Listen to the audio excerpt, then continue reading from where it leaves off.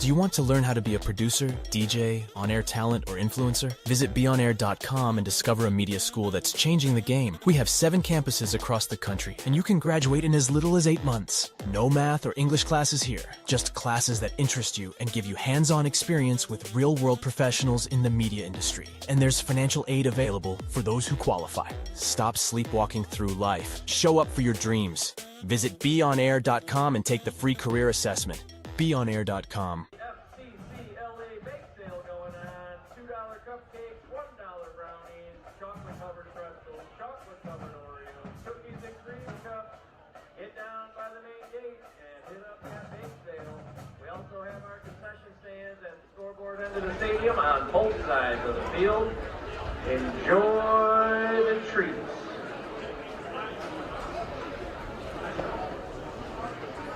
And without further ado, all right.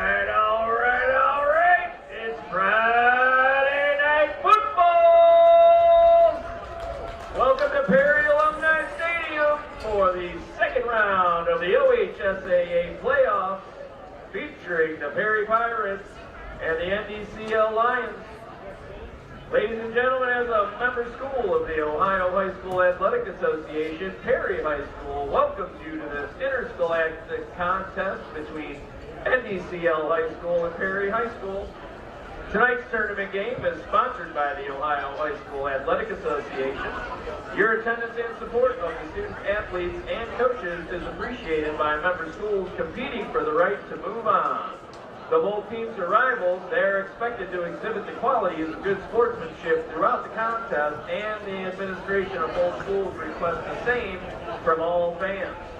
The officials assigned to this tournament game have met extensive requirements set by the Ohio High School Athletic Association and have been assigned based upon the process approved by the OHSAA's Board of Directors.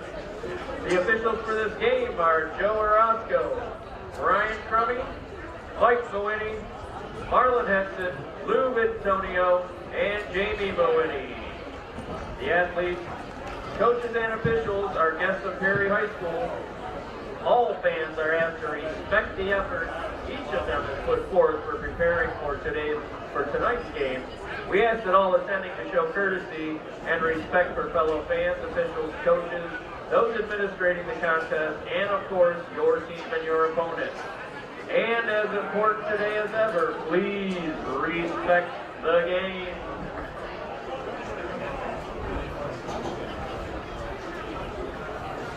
And now your starting offense for the Notre Dame Cathedral Latin Lions. Number 0, senior kicker Ryan Spitkovic. Number 5, junior quarterback Brady Capel. Number 11, senior running back Dylan Henigman. Number 14, junior wide receiver Carmen Serino. Number 15, junior wide receiver Casey McInerney. Number 17, senior wide receiver Rob Bonchak. Number 51, senior offensive lineman Brendan Hernan. Number 55, senior offensive lineman Leo Kazmarek. Number 62, senior offensive lineman Alex Rizzo. Number 64, junior offensive lineman Nick Barros. And number 70, senior offensive lineman Caden Kovacs.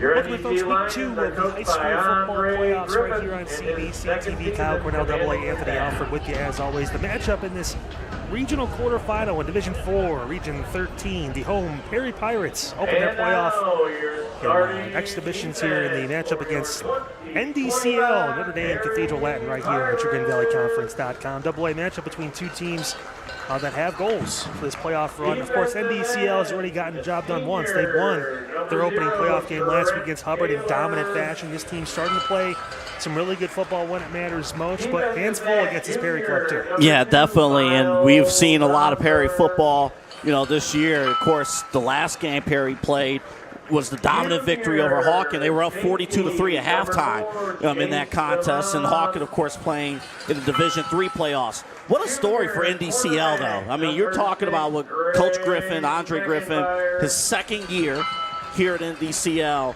Last year, 5-6. He talked this year about, hey, they are competing for the North Coast Conference Championship this year. So to get that, to get a playoff victory last week against Hubbard, both teams are riding high today. Well, again, Perry, we talked about after that, those back-to-back losses to Kirtland and to Chardon, they've really just flipped the switch. In this 6-game win streak they've been on, they've scored 35 points or more in every game since then, really finding a stride behind their junior quarterback, Nate Trefsker, who is a key tonight against a really good linebacker, and Brendan Hernan over on the NDCL side for the Lions AA. You got these two guys circled, Hernan and, of course, Trent Taylor on the Perry side playing defensive end, mainly also as a tight end. We saw him catch a touchdown against Hawken a few weeks back.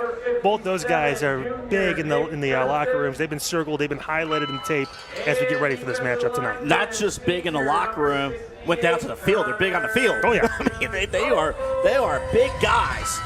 Definitely. And we're going to see kind of how the impact they're going to have. And both teams going to need their guys in this matchup here today. The most important thing now is to see if they go through this sheet, if they break through cleanly. Been keeping the tabs on this. They pulled it before. That was smart. All right. Yes. Smart teams learn. Yes. Not to do that. Yep. Cheerleaders pulled that thing apart before they could even run through it. That's the future of that decision, I think, for everyone else. Yeah. See someone just try and tear through and just face plant. So good to see. And now the Lions make their way onto the field in their all whites.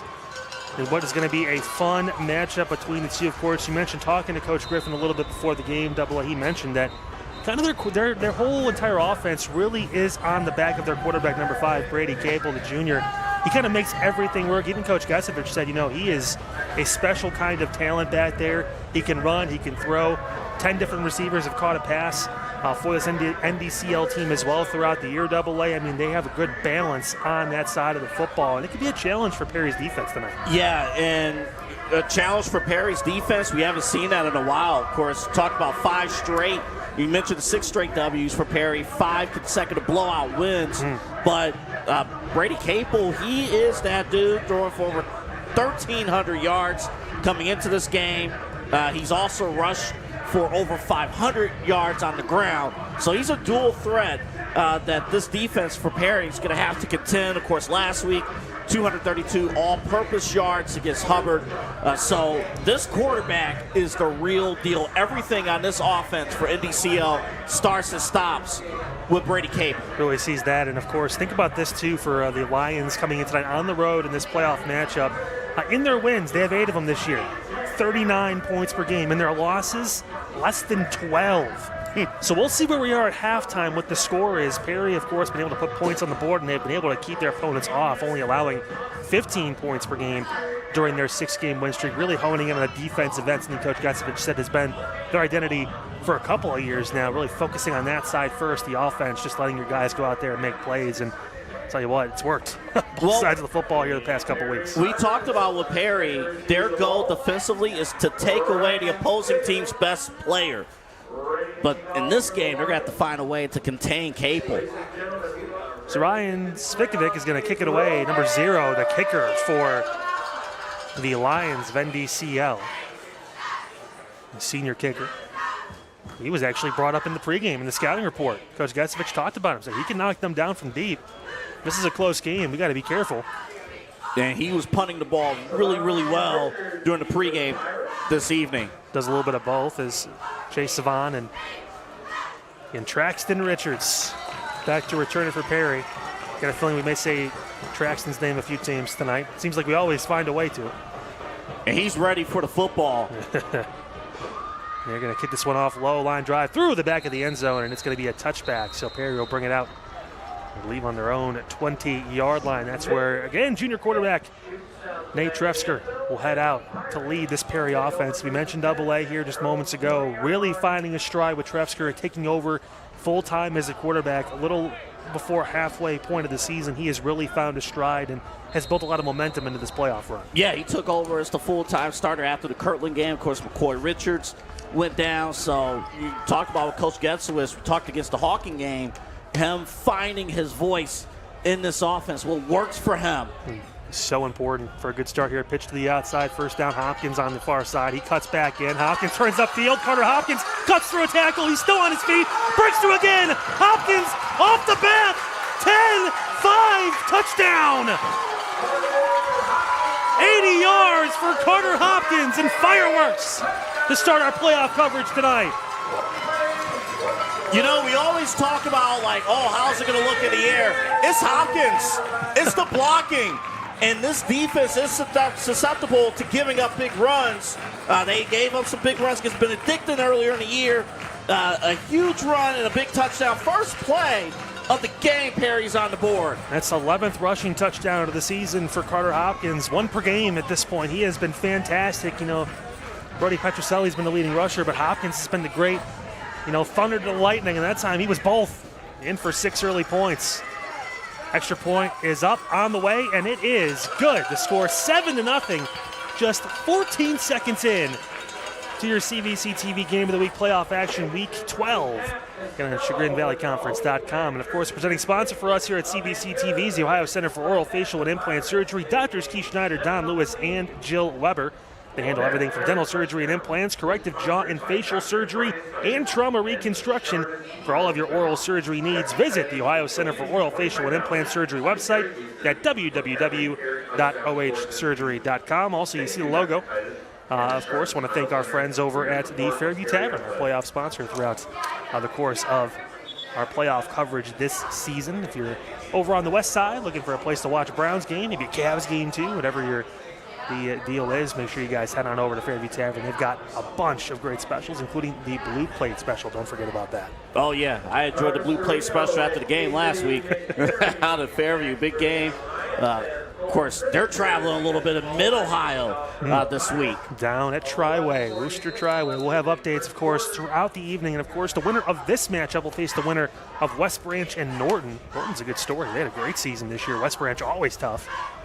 Excited to see who can move on. Perry making their case early with a huge 80-yard touchdown run from Carter Hopkins. Kickoff, line drive. That one's going deep. That one's going to bounce into the end zone. So back-to-back touchbacks. Hey, this is playoff football. That's what we're talking about. We're going to see some real kickers. We know that Colton Christinger can definitely do the job on the Perry side. And now we get our first look at Brady Capel and this offense for the NDCL Lions. Mentioned they have, in their wins, played some great football. 39 points per game in those 8 wins this season. And it starts and stops with number 5. Yes, it does. And, again, he is a dual threat. He's still, even with Perry's 7-0 lead, nothing changes. I mean, he's still going to be able to run the football, of course, operating in the air as well. Can't wait to see this kid in action. Do a little bit of everything. Pass, run. First down here for the Lions. Going to be a keeper. Throw, middle. It's up. It's intercepted. Intercepted.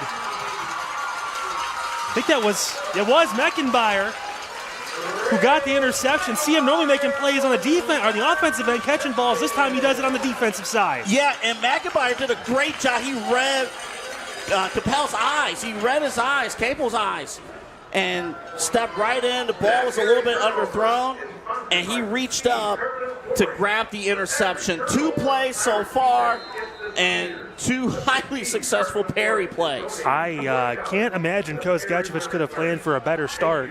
They start with the football. They can have a touchback, 80-yard touchdown run by Hopkins, then an interception on the first play from scrimmage from NDCL. The Pirates back with the football now in Lion territory. Just south of the 40-yard line, Trefsker looking to pass, has time, steps up. He's under pressure now, working through his right. Trefsker skirts through, still on his feet, and Trefsker going to get brought down after a gain of about 8. Tell you what, he stepped back, had some time, then felt the heat, was able to roll out and get a solid 8-yard gain. Man, I mean, and again, if you're just joining us, this is Perry's second offensive possession of the game, and we're not even a minute into this game. What's going to be interesting defensively is how they handle, again, 51. That's Hernan. I mean, see how they handle him defensively. Again, he leads with 9 sacks. You can see him on the end there, top of your screen. My goodness, yeah, he's a big boy down there, and that's can be intimidating when you have someone like that on the defense lining up. So far, Perry, unabashed. Couple big gains. Trefsker going to keep it right side. He's going to have a first down. Trefsker cuts through past the 30-yard line down to about the 27, and that should be a first down for the Pirates. And you're noticing here, even with Perry, you know, they're overloading that side, or at least bringing in or pulling guard. They have an extra man over on that side as well. They want to neutralize wherever Hernan's at. They want to neutralize him and others on that side of the field. It's a fantastic start for the Pirates. Now deep in NDCL territory. After the 80-yard touchdown from Hopkins, then the interception from Meckenbauer for Perry, and setting up the offense to try and go up 2 scores early in this ballgame. First down, inside the 30-yard line. Trefsker passes outside. That one is caught. Inside the 25 down to the 23. It looks like that was Krantz, the junior receiver, who got the ball. And that time, a high percentage throw out to, you know, the out route there. So great job keeping the offense balanced. And again, that's what happens. Great defense, giving you great field position. Short field. Well, Trefsker in short order, 16 touchdown passes this season. Was, remember, the dual starter with McCoy Richards for the first handful of games, and then has taken over and really flourished in this role, able to run and pass that football at a high level for this Pirates offense.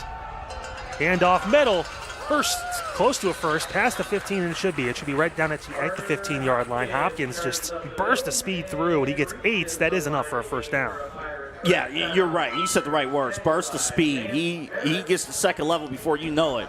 And his blockers are setting it up. Athletes on the offensive line. I'll tell you, Hopkins, 6 foot, 190-pound junior. Going to see him next year for Perry as well. It's exciting for this Pirate squad. Pitch. Hopkins working outside, cuts back in. Hopkins going for the corner. He lies out. Did he get in?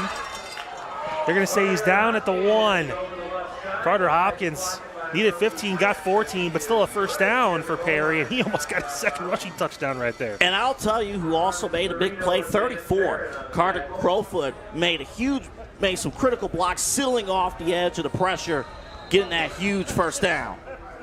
Well, we're only 3 minutes into this first quarter, and Carter Hopkins already has over 100 yards rushing in his, I wouldn't say playoff debut. He's a junior, but I mean, he's gotten some reps. But really, as the main back, he's been featured in this game for the first time, and he has stepped up big against this NDCL defense. First and goal. Pitch out, Hopkins, right side, cuts through middle, lays himself out and gets in. It was a hard-fought yard, but Carter Hopkins in for 6 more, his second rushing touchdown of this first quarter. It's always somewhat of a risk when you run a pitch from the 1-yard line, but again, his agility able to get the cuts, and again, the blocking up front has been flawless from this offensive line and the skill guys for the Pirates. Could not have drawn a better start for the Perry Pirates. And a worse start for the Lions. Really tough for NDCL to open this game. Snap a little low. Kick on the way. It's going to squeak through. It will not. Misses wide right. So the score 13-0. That's where it'll stay right here on CVC TV. Hey, Greeny Sports Cards, the largest producer of sports card show tradings, or trading shows rather, in Northeast Ohio, with 5 locations and growing. Easy for me to say. Our next show, hey, Friday, November 28th, at the Woodside Event Center over in Broadview Heights. It is the first ever Black Friday show for Greenies. Of course, you can see all their shows online at greeniesportscards.com. That's greeniesportscards.com. Well, we're going to have scoring updates from other games, but I don't think other games have scores right now with the first, in real time, it's 7:09. Well, we do have a couple scores for you right now. Geneva currently trailing CVCA, the Royals, 7-0 in the first quarter. Hawken up 7-0 over the East Dragons. Yeah, Akron East. Yeah, Akron East in the playoffs, winning some games doing that. We know our score here, 13-0 to score. Perry on top of NDCL, and the Fairview Warriors trailing Triway, the Titans down in Worcester, 7-0 to score there. Triway scores first in that matchup. Line drive kick. And Christinger taken at the 5. Here come the Lions. A return here. And Perry able to snuff that out just past the 20, down maybe to the 22. And that is where NDCL will start. It's a decent return there by Casey McGurney, but here we go. Now the Lions' second attempt here. The first drive ended pretty quick double A. The interception by Meckenbauer dashed the hopes early on of trying to even this score, and now they find themselves down 2 scores early on in this first quarter. You always wonder here, like, the only way you go after Perry defensively, you got to, forget about the trickery a little bit, but, like, just attack right up front there. But, again, NDCL starting this possession out and gun. First down. This time it's a handoff, right side, getting to the 25, pushing forward for an extra yard or 2 down to the 27. And that was number 11, Dylan Henigman. We're going to hear his name a few times tonight. Henigman, the lead back. It's not capable. It's been Henigman who's been able to get some good gains this year for NDCL. Yeah, he comes into this playoff game 514 rushing yards coming into this game. They're going to need a dose of him. NDCL wants to get back in this. And you got 5 there, 2nd and 5 for the Lions. Another handoff. Henigman going to work left side. He's going to cut. He's got room. Henigman out to the outside. Cuts back in towards the hash. Gets down to around midfield. Huge run at the end there. I thought maybe the ball almost came out, but it didn't. 23-yard run for Henigman, and they've unlocked something now with this offense. And watch how the blocks developed as well. You make the defense kind of stand still because you don't know where things are going. Couple of missed angles, too, on the defensive side. Big run for the first. Some momentum now for the Lions. First down at midfield. Fake pitch, pass out, screen pass. That one's caught. Breaking the left side on the screen. Good game near the first down marker. That was a great catch out by Lepowski. It's Robbie Lepowski, the junior receiver, and he was right near that first down marker. I think they're going to give it to him. Yeah, you get exactly 10, so I'll move the chains. And Kyle, the first cut he had after the catch, he cut inside and then immediately went back out. He did a great job. Quick step, getting first down. Talking about both teams able just to have a plethora of targets. 10 different receivers have caught passes throughout the season for this Lions team here. Handoff. Ball came out. Up the middle. The ball is down on the floor. It's going to loose ball down there. It looks like the Lions should recover it, though. And I'll tell you what, that was close. Yeah, let's watch. I mean, because, again, you got to protect this football against this defense. You cannot give them opportunity. Oh, good strip right there. Goodness. Was that Taylor who maybe got in there and got that one? I think it may have been. That was phenomenal. Yeah, there was a hand that reached right there to grab the football. It just happened to bounce NDCL's way. So Henneman gets bailed out. He'll get credited for a 6-yard gain, 2nd and 4, and it's still Lion football now into Perry territory. Got 5 backs stacked there defensively. Campbell going to hand up again at the middle, breaking through. Huge run down inside the 20 to the 16-yard line. That's Joey Velota. Going to hear his name a lot tonight, too, number 20 in white with a huge first down run. And that was against a defense that had multiple guys, I think 8 in the box there, but you have 5 backers there kind of lined up. Only 3 down linemen, of course. But a huge run. 16 yards right down the heart of that Perry defense. Now they're inside the red zone. Capel going to keep it himself. Working back up the middle, trying to cut through, and he's going to get stopped short. He actually maybe got about a yard, maybe 2. They'll give him about a yard on that carry. And Capel, and great camera view by our production team, because you saw even when he was off his feet, the quarterback, he did the most important thing, that's keep possession of the football. Because, again, this defense, as you have seen already, they're going to go after the football. Yeah, definitely, and Coach Gesevich talked about that. They need to earn more possessions. They've already done that with that interception that resulted in another touchdown run. Capel looking to pass, throws, taking a shot right side. That one's incomplete. Contact on both sides, but no call.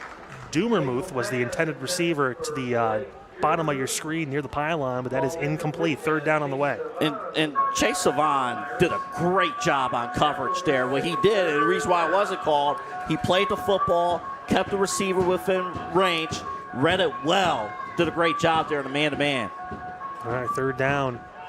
And remember, this team can kick field goals, so if they don't get any yards here, you don't have to go for this on 4th down.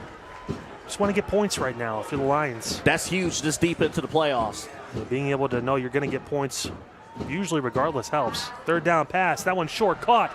Down at about the 10-yard line. They may be about a yard short. We'll see what the mark is. And it is going to be about a yard short. They got 8. Yeah, if Carter Hopkins did not make that play defensively, that's probably a touchdown. That was huge tackle there. So now decision time, and here comes the field goal unit. Of course, obviously, if you're Perry, be alert in terms of potential fakes here. But you're right. I mean, Hopkins essentially saved the touchdown. So Kvitovik will line up what'll end up being roughly a 26 to 27-yard field goal attempt. This should be a chip shot for the senior. Snap good, hold, kick on the way is up. It's a line drive, and it is good.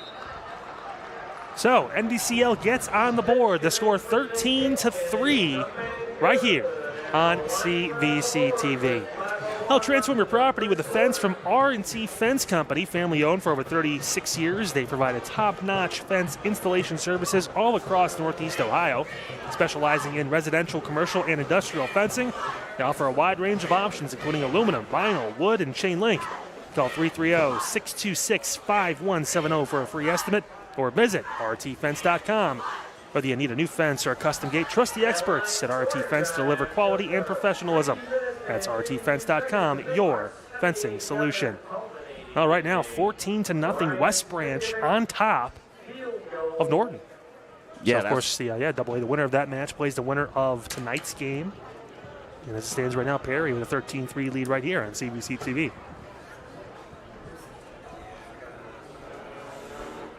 Remember, Norton going into week 9, they was the 1 seed, of course, in this region unofficially, and then there was some issues with the OHSAA turning some canceled games into forfeits.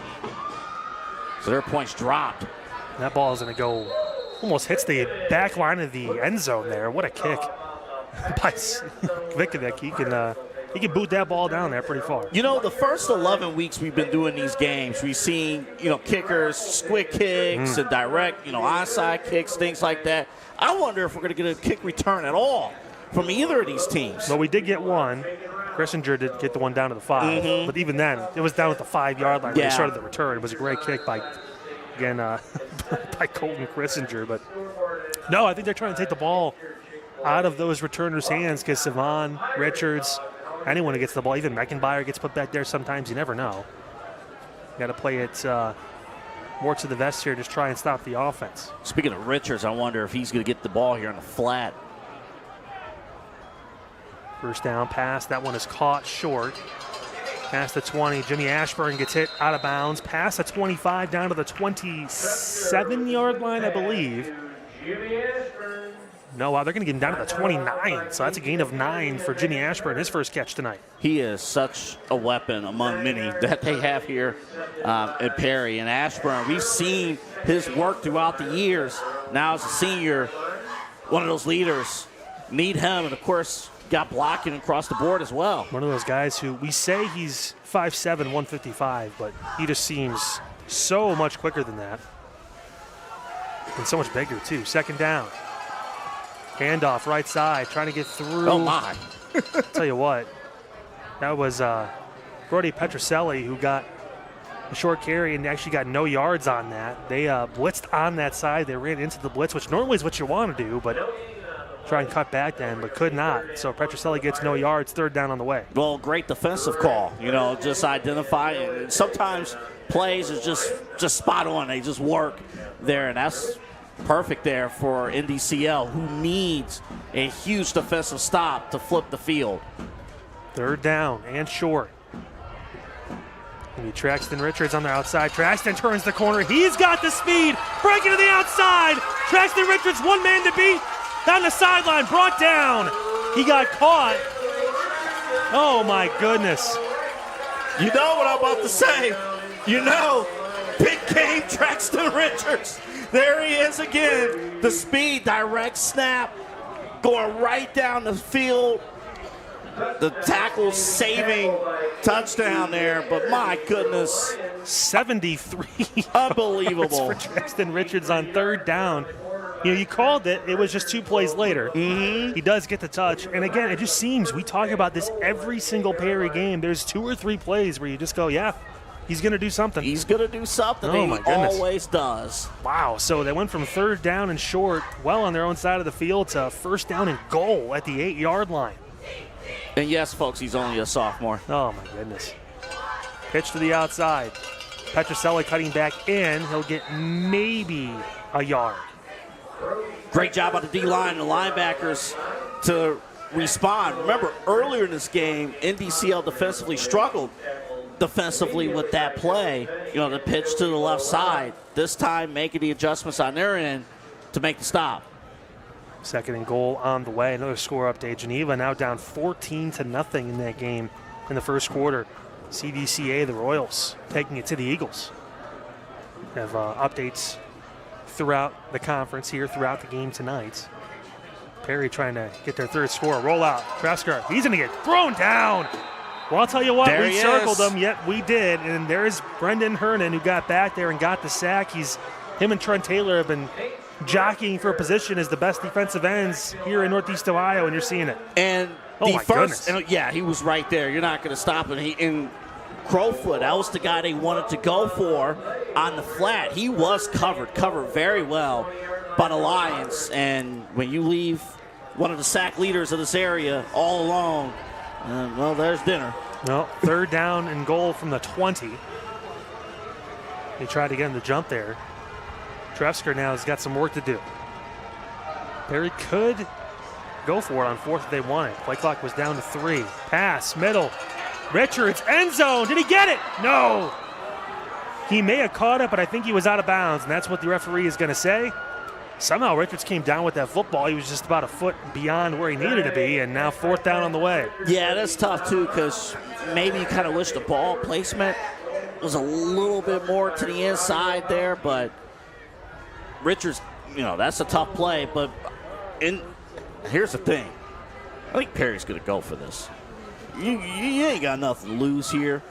You want to reward your team. You want to reward Traxton for getting that big run there, and you know how dangerous they are if they go up by 2 scores. Well, you look at it like this. If you missed a field goal, you may give them some better field position. If you get some yards here, at least you're going to put them inside the 20. So that's maybe the mindset of Coach Gasevich. Play clock did go down. Yeah, they'll call timeout. Perry did manage to get that one off just in time before a delay of game. You can see that in the corners of the end zone now. You can see those play clocks, which is going to be important. Gives us a chance to give you a quick update around the CVC score. We mentioned, obviously, just a few moments ago, Cuyahoga Valley Christian Academy, the CVCA Royals, up 14-0 over Geneva in the first quarter of that game. 13-0, Wycliffe losing to Kirtland. Kirtland hosting another playoff game every year. They seem to host a couple of them. Yeah. They're on top there. tough matchup for Fairview down at Worcester Triway. They trail the Titans 10-0 in the first quarter of that game. And Hawken and Akron East, the Dragons, tied 7 apiece. Yeah, that's going to be a big one. Of course, the game of interest for both of our teams here today. Norton just scoring a touchdown. West Branch up 14-7 in that matchup. Again, the winner of this game and the winner of West Branch and Norton, they'll face each other next week. Higher seed will host next week, by the way. And of course, if Perry does win, they are the 1 seeds. They would have that locked in. They get through this one first. Throw, middle, over the head of his intended receiver. Not seeing a flag, nothing down. That's going to be a turnover on downs. Great pressure by NDCL. And again, Dresker had nowhere to go with that football. Even if it was completed, he was about 7 yards short of the end zone. And that's why you never, even if you give up a big play, you never give up on plays. That's exactly why. No points. It was 1st and goal from the 8. Then all of a sudden, you look at what you're at now, and you see the result. Perry now with some momentum against them. NDCL really starting to find themselves a little bit on the defensive side. We saw finally Brendan Herndon get involved, get a big sack, and now the offense has a chance to respond again, double A. Yeah, and again, it was the linebackers and secondary taking away the receiving options for Perry. All right, so 1st down for the Lions. The handoff that side. Brought down. Huge tackle in the backfield.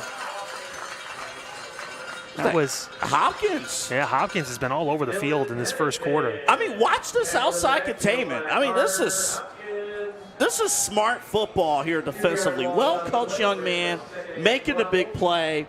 And, yeah, he's been all over it defensively, of course, starting the game with a big touchdown run. Henigman had nowhere to go on that carry. Loses 2 yards. Perry's defense starting to figure a few things out maybe with this rushing attack. 2nd and long. Gable. Shotgun throws. That one's short. It is caught. And a little screen pass to the outside. Going to have the 1st down. Should be right at the line, if not a yard past it. Good catch out there by Mick Innerney, and he should be able to move the chains. Yeah, they're going to need him, of course, coming into this game. 338 receiving yards, 33 catches coming in, and NDCL, all their weapons that are available, they need them all today. This 12-yard gain, they needed 12, and 30 seconds and some change to go in this first quarter. Going to be a keeper. Capel working left side. He is going to get brought down. Nowhere to go there on the outside, courtesy of Nick Gustin, the junior, able to get back there and stop it for no gain. Handled it well, handled it very well defensively. Great job getting in there, reading, and that's going to be so critical here defensively, reading the guards. And you can't second guess either against a talented quarterback like Brady Capel. Got about 7 seconds to go in the quarter. We'll see if NDCL maybe tries to get it a jump or they just walk off, and they will walk off. And that is how we end the first quarter. 13-3 is the score. Perry on top of the NDCL Lions right here on CVC TV AA. What a start for Perry. The Lions have been able to respond a little bit now at the tail end of that first quarter, but for the first 7-8 minutes and some change, it was all Pirates football. I mean, the first minute of the game, you would have thought, here we go again. Perry's going to take off and run away with this football game. But, NDCL getting that defensive stop after, Traxton's big run. And then 4 plays. Perry went for it on 4th down. They didn't kick the field goal. They could have. But going for it, getting the stop. So you got a whole new football game. This is intriguing to say the least. Another score update, by the way. Triway, the Titans are now up 17-0 over Fairview. Remember last week the emotions of that win. The Warriors' first ever playoff win in school history. Also first playoff game hosted at home. They're on the road this week. Tough start for the Warriors. They're down 17-0. Kirtland now up 20-0 over Wycliffe. So Kirtland. Yeah, remember we had their game against those two teams on CVC TV earlier in the year, and Kirtland handled business. And they walked away with that one pretty well in hand and on their way to do it again. Handoff, 2nd down. Carry down to the 35-yard line. That was Henigman again. 3rd down on the way, got about roughly 3 yards. And again, I just want to quickly make mention, too, like, Wycliffe Blue Devils have had an outstanding season, one of their best seasons they've had coming in. But I think it was a difference with computer points. They were one spot. They could have got away with not playing Kirtland in this bracket, but Well, things happen, right? such is life. You have to face the Kirtland Hornets. It's always a tough task. Third down. Capel under pressure, rolling out. He is going to get torn down. Ball is out. That one should be Perry football. It is. The Pirates recovering.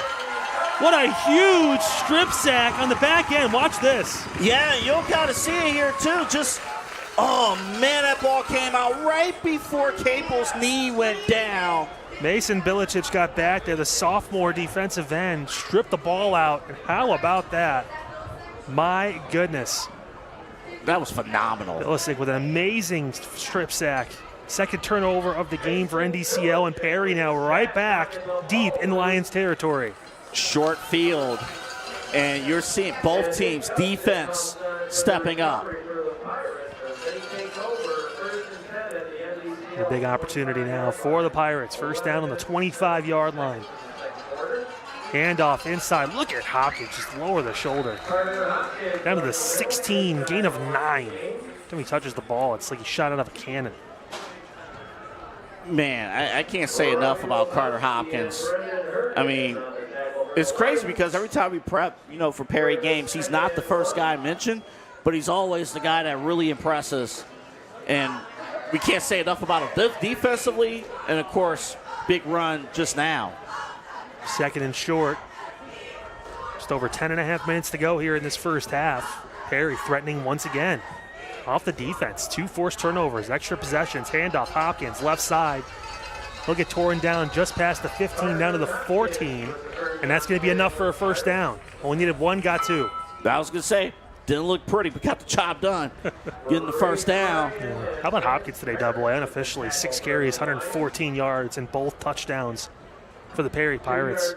This is a lot of changes in the middle part of the season, including really featuring Hopkins a little bit more than Petrucelli, trying to go back and forth between the two, and Hopkins has been the touchdown machine. He finds a way, and the blockers give him that opportunity. NDCL, of course, has success defensively in the red zone. They're going to have to do it again. Keeper to the outside. Trafsker working his way. He's going to get driven out of bounds. Nowhere to go. Great coverage on the outside by Vance Marat, a senior. Forced him out. Actually probably lost 2 yards. Yeah, great job again with containment.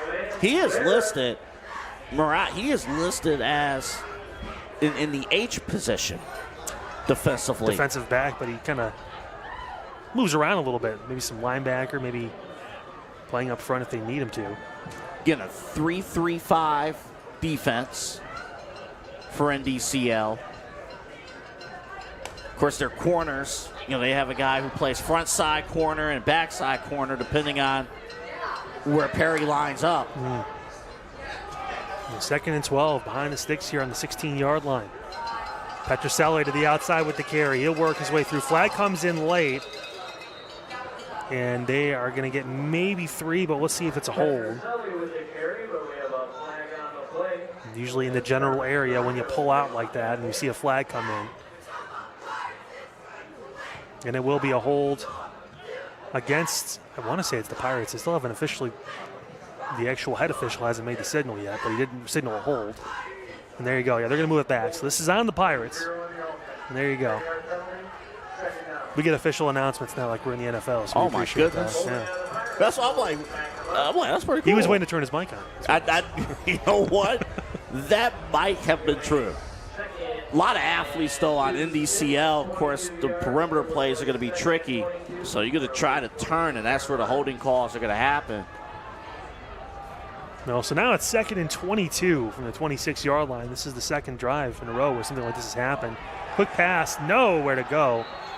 Big hit at the end. That was Velada who came in and hit Krantz very hard to stop that forward progress. Maybe they actually probably lost 3 on that play. Well, that's just the defense reading the quarterback, reading eyes, and immediately sprinting over. I think it's going to be interesting, maybe an adjustment you're going to see against this NDCL defense. If they're going to over-pursue, like really hard, right? Counters, those kind of plays, kind of keeping them off balance is going to be kind of an adjustment you want to see. Tresker alone in the backfield. Going to look to pass, feeling pressure. Pass middle, that one is caught by Petroselli. He gets hit hard. Down to about the 23-yard line, so he got 6. And he was feeling pressure from Hernan almost immediately. Tresker, good job to get it out, but now 4th down. Yeah, and that immediate pressure, try to settle with the inside bubble screen there a little bit, but that makes it tough when things are not timed out correctly. You could possibly go to Christinger here if you have confidence, but he did miss the extra point his last time out, so there's questions about that, and you see Tresker jogging back out onto the field here. Yeah, this gets interesting right here because obviously the course of this game changes with this play call. All right, 4th down and 19. Tresker back to pass, taking a shot right side. He's got a receiver through it. Savon, it is incomplete. Flag comes in. Easy call to make. Savon almost had the catch anyway with the early contact. He's a little shaken up, but able to walk away. Great ball from Tresker. If you do not play the football, which the defender did not, that's the call to make. I mean, that's, man. So tough playing DB in general. Yeah, you just got to be thinking about that all the time.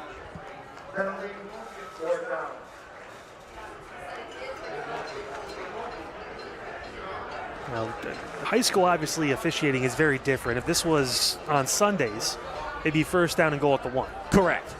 But I think they're going to get put down 10-yard penalty, and it's going to be 4th down still, which is interesting, to say the least.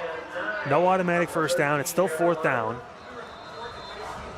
But now 4th and 9 at the 13-yard line. So you can still get a 1st down here. They just need to get 9 yards instead of 22, which is a little better. Maybe one of those rules we can talk about changing through. Back corner, that one's incomplete. Miscommunication to the outside with Grants out there, and it's going to be a turnover on downs again. So again, normally in that situation with that pass interference penalty being in the end zone, you would get the ball at the 1. I think even college does that possibly too. College does that, high school does not. Yeah, but now we could talk back and forth, obviously, about the rule changes, what should be, what shouldn't be. Maybe in that situation too, if you're not going to give them a 1st down at the 1, it should just be a 1st down in general. I agree with. I think that call is so critical. But hey, bigger picture here. 2 straight drives now. NDCL in the red zone, getting big stops defensively. Been able to do just enough to keep Perry out of it. Keeper for Capel outside. He's going to break through. Look at the wheels on Capel. He gets brought down at about the 19-yard line. Hopkins was there, as well as Bilisic, the guy who actually got the strip sack on the last drive. Yeah, he just made Trent Taylor miss a little bit there, just a tad defensively.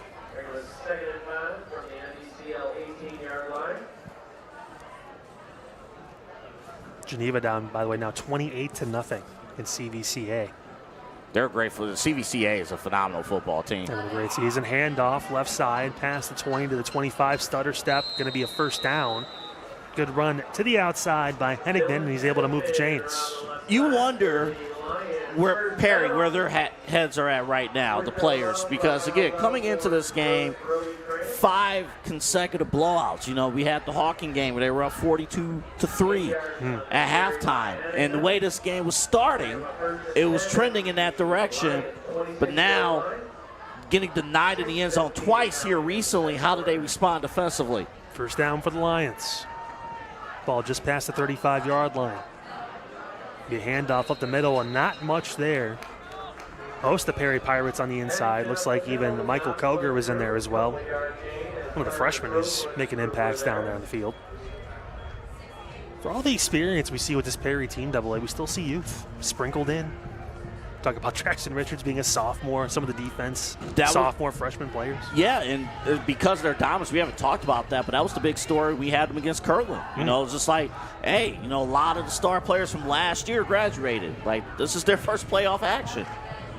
A handoff right to Henneman's got room. He's going to get a 1st down. Look at the shifty moves there by 11 and White.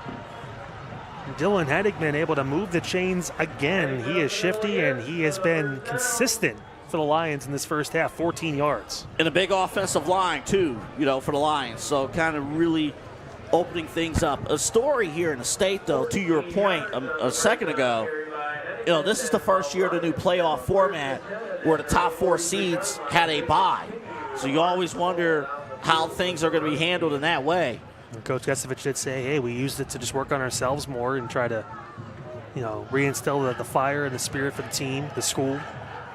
Building on that, Capel rolling out, going to throw, back foot. That one's going to be caught wide open. It's a big catch down to about the 36-yard line. Big number 88, Jonah Genosi, the senior tight end, able to move the chains. And Capel did a great job, of course, the play call, rolling things out. And when your quarterback and receiver are aligned together, you could pretty much identify the exact spot where the defense is not covering.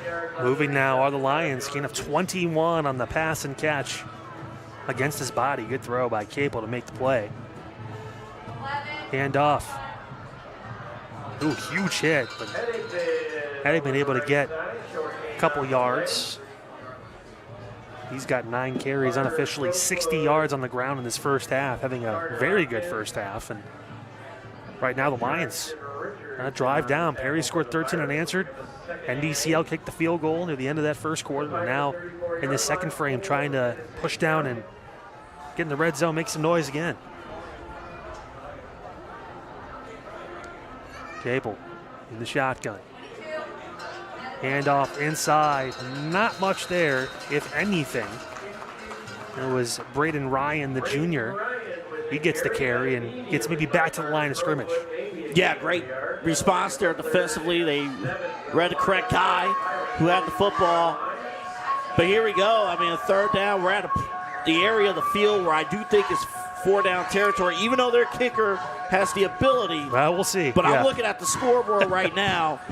Well, I think it's 4-down territory. You kick a field goal, it's a one-possession game. So, I mean, it's if you can get a few yards, if you're short, who knows? Capel going to drop back to pass. It is a short completion to the outside, down to the 30 on the quick toss and catch. That was out to Henigman, and now decision time again for Coach Griffin and company.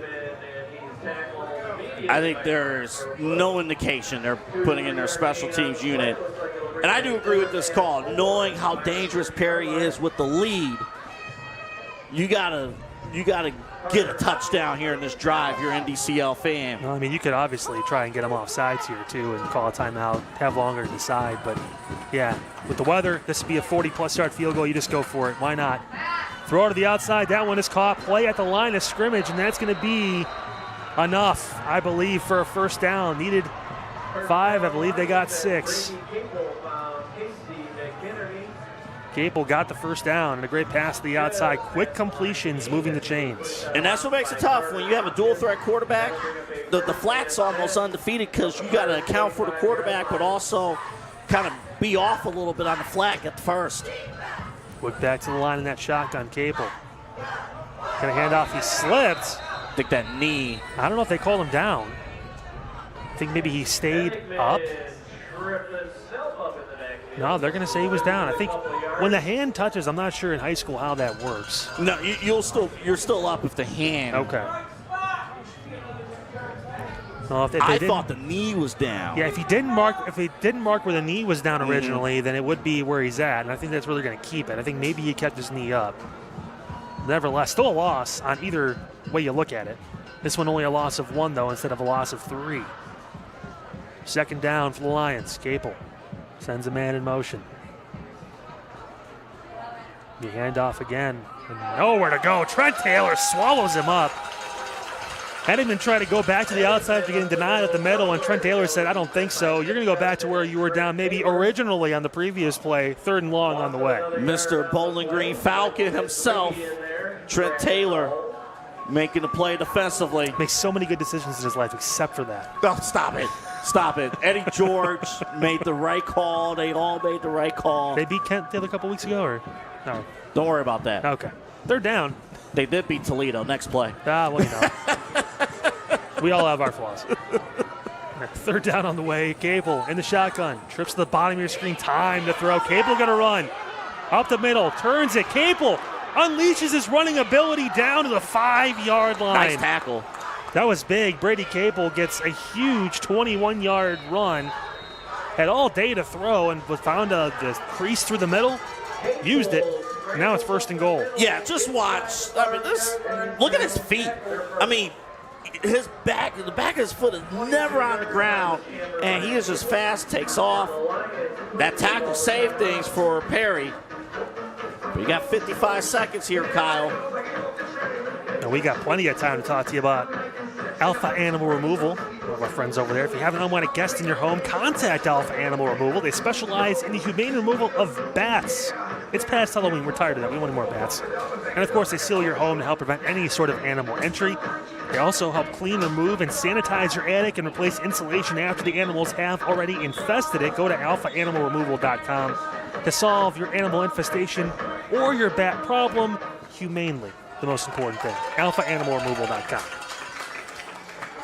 This is the first time in over a month this Perry defense, this late in the game, is being challenged defensively. It's been smooth sailing for the Perry Pirates. Right into the Lions trying to ruffle the waves and make it difficult. Remember, they're going to get the 3rd quarter kickoff, too.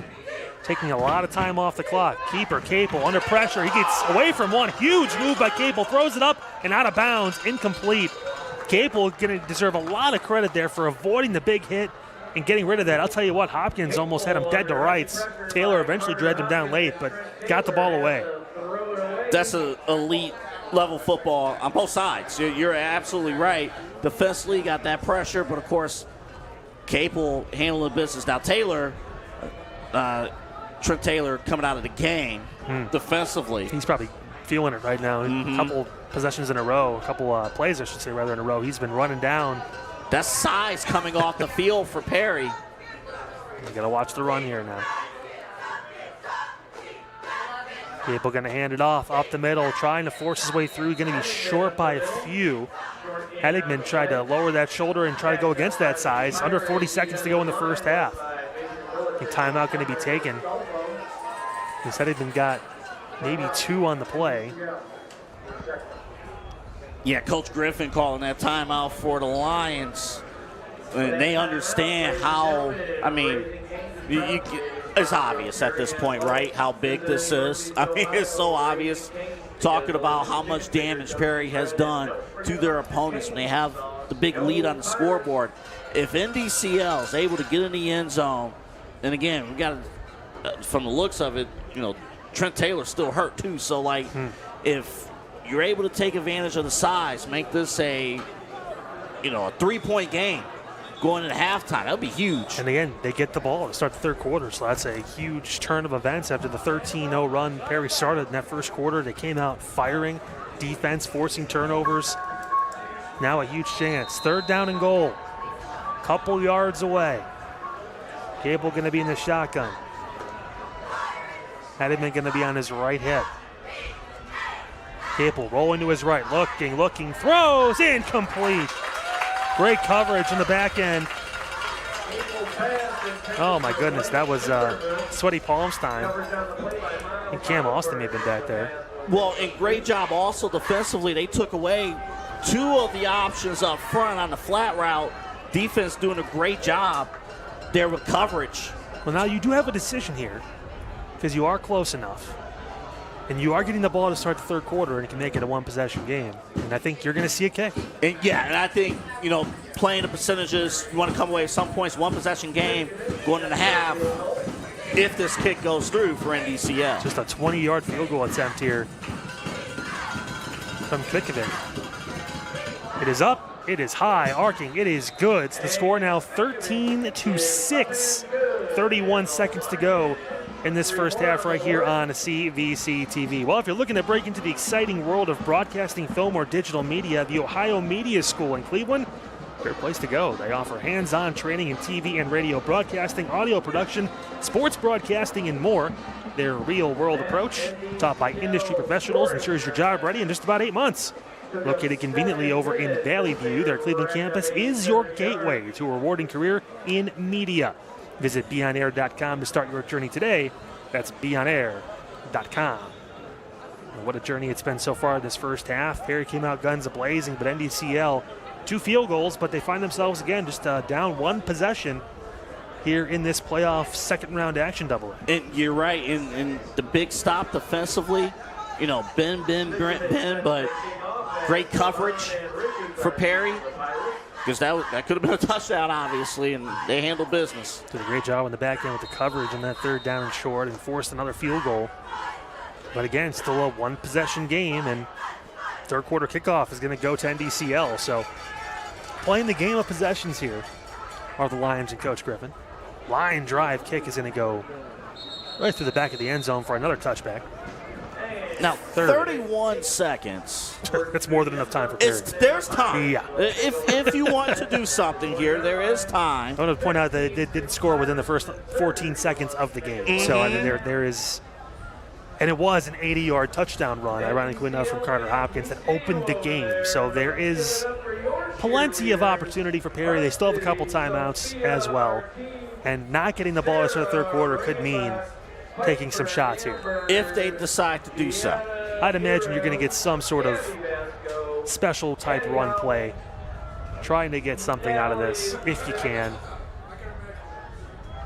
Traxton Richards is going to take the snap. Play going to get blown dead. And that's going to be a false start on Perry. So they'll move 5 yards back. And there was the playmaker, the 73-yard run earlier. Yep. That resulted in no points, by the way, which is crazy when you think about it. But the power of an open field tackle, right? That completely flipped this game.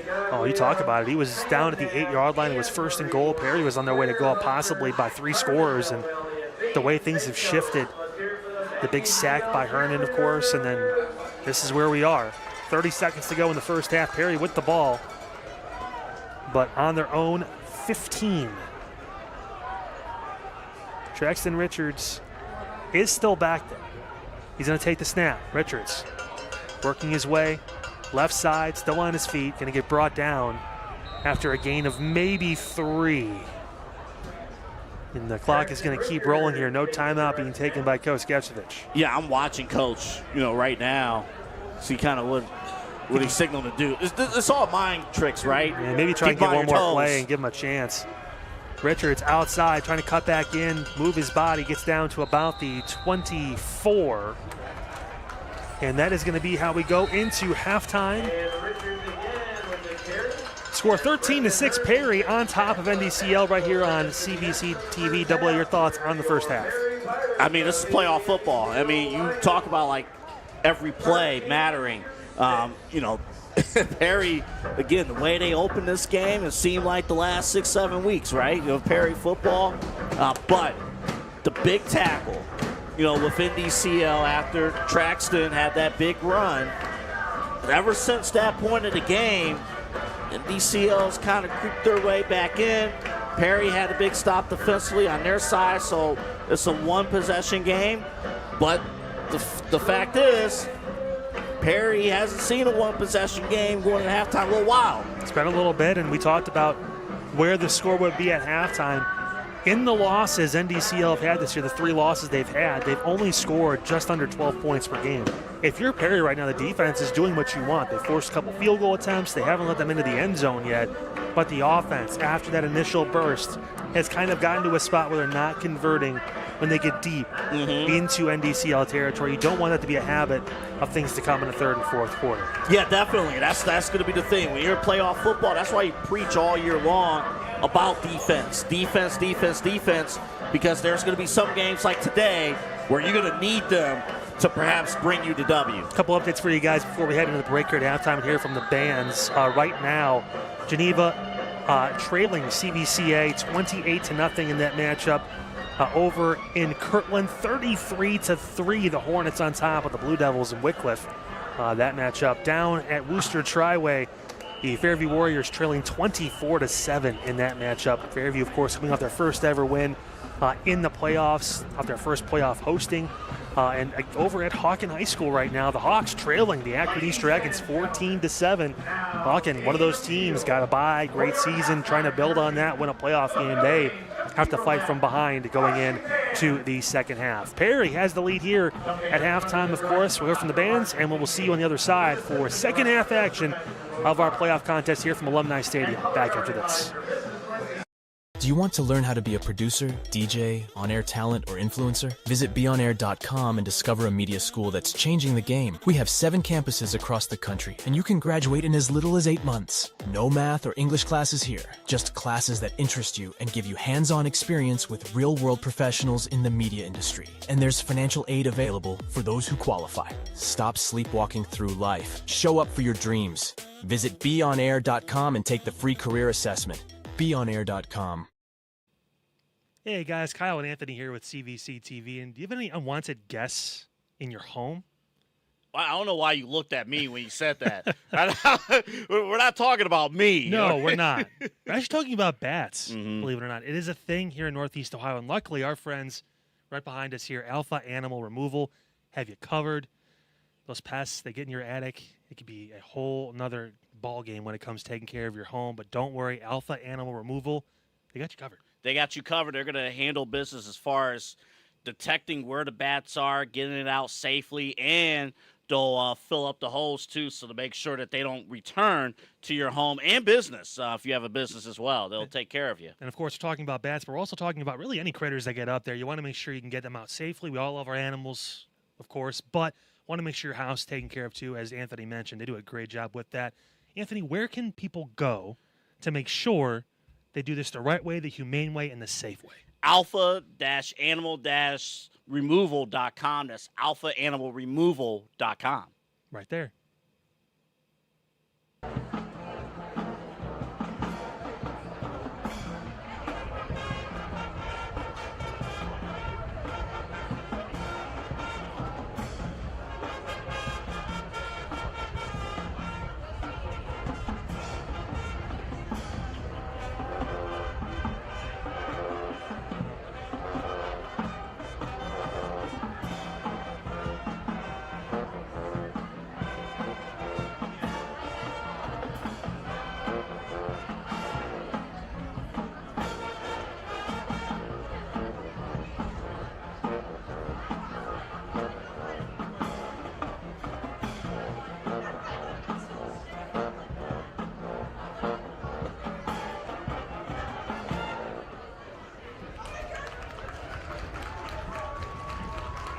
Don't you cry no more. Next up, it's Carry On, My Wayward Son by Kansas.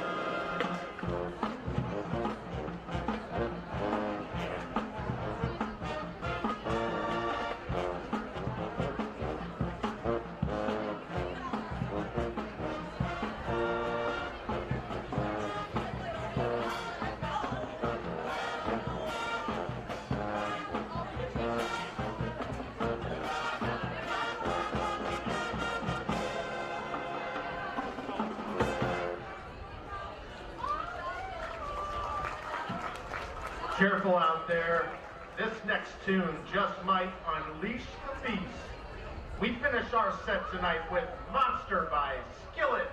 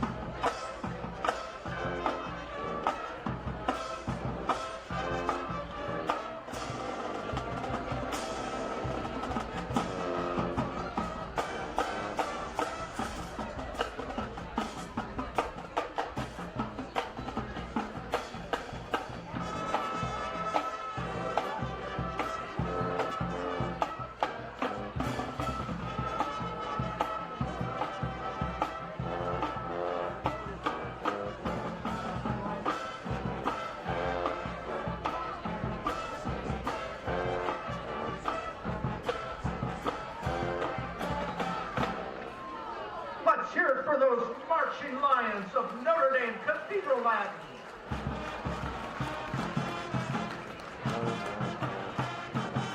On behalf of our director, Dr. Marcia Kincaid, we'd like to thank our hosts here at Perry High School, the NDCL administration, faculty, parents, alumni, students, and our many, many fans for your continued support. And go Lions!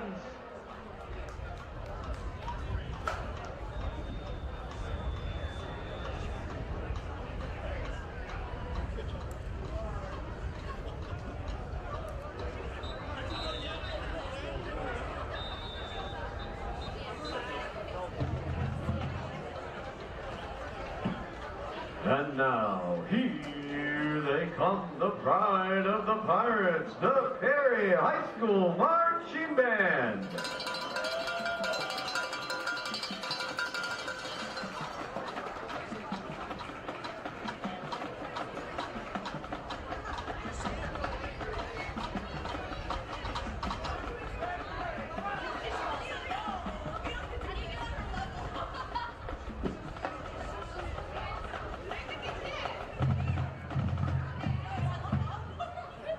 Tonight, we kick off with the anthem by Good Charlotte, released in 2003.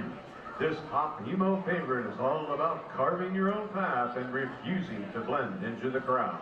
It's rebellious, it's loud, and it's a reminder that you don't have to live life the way anyone tells you. It's the perfect way to open our show, bold, fearless, and full of energy.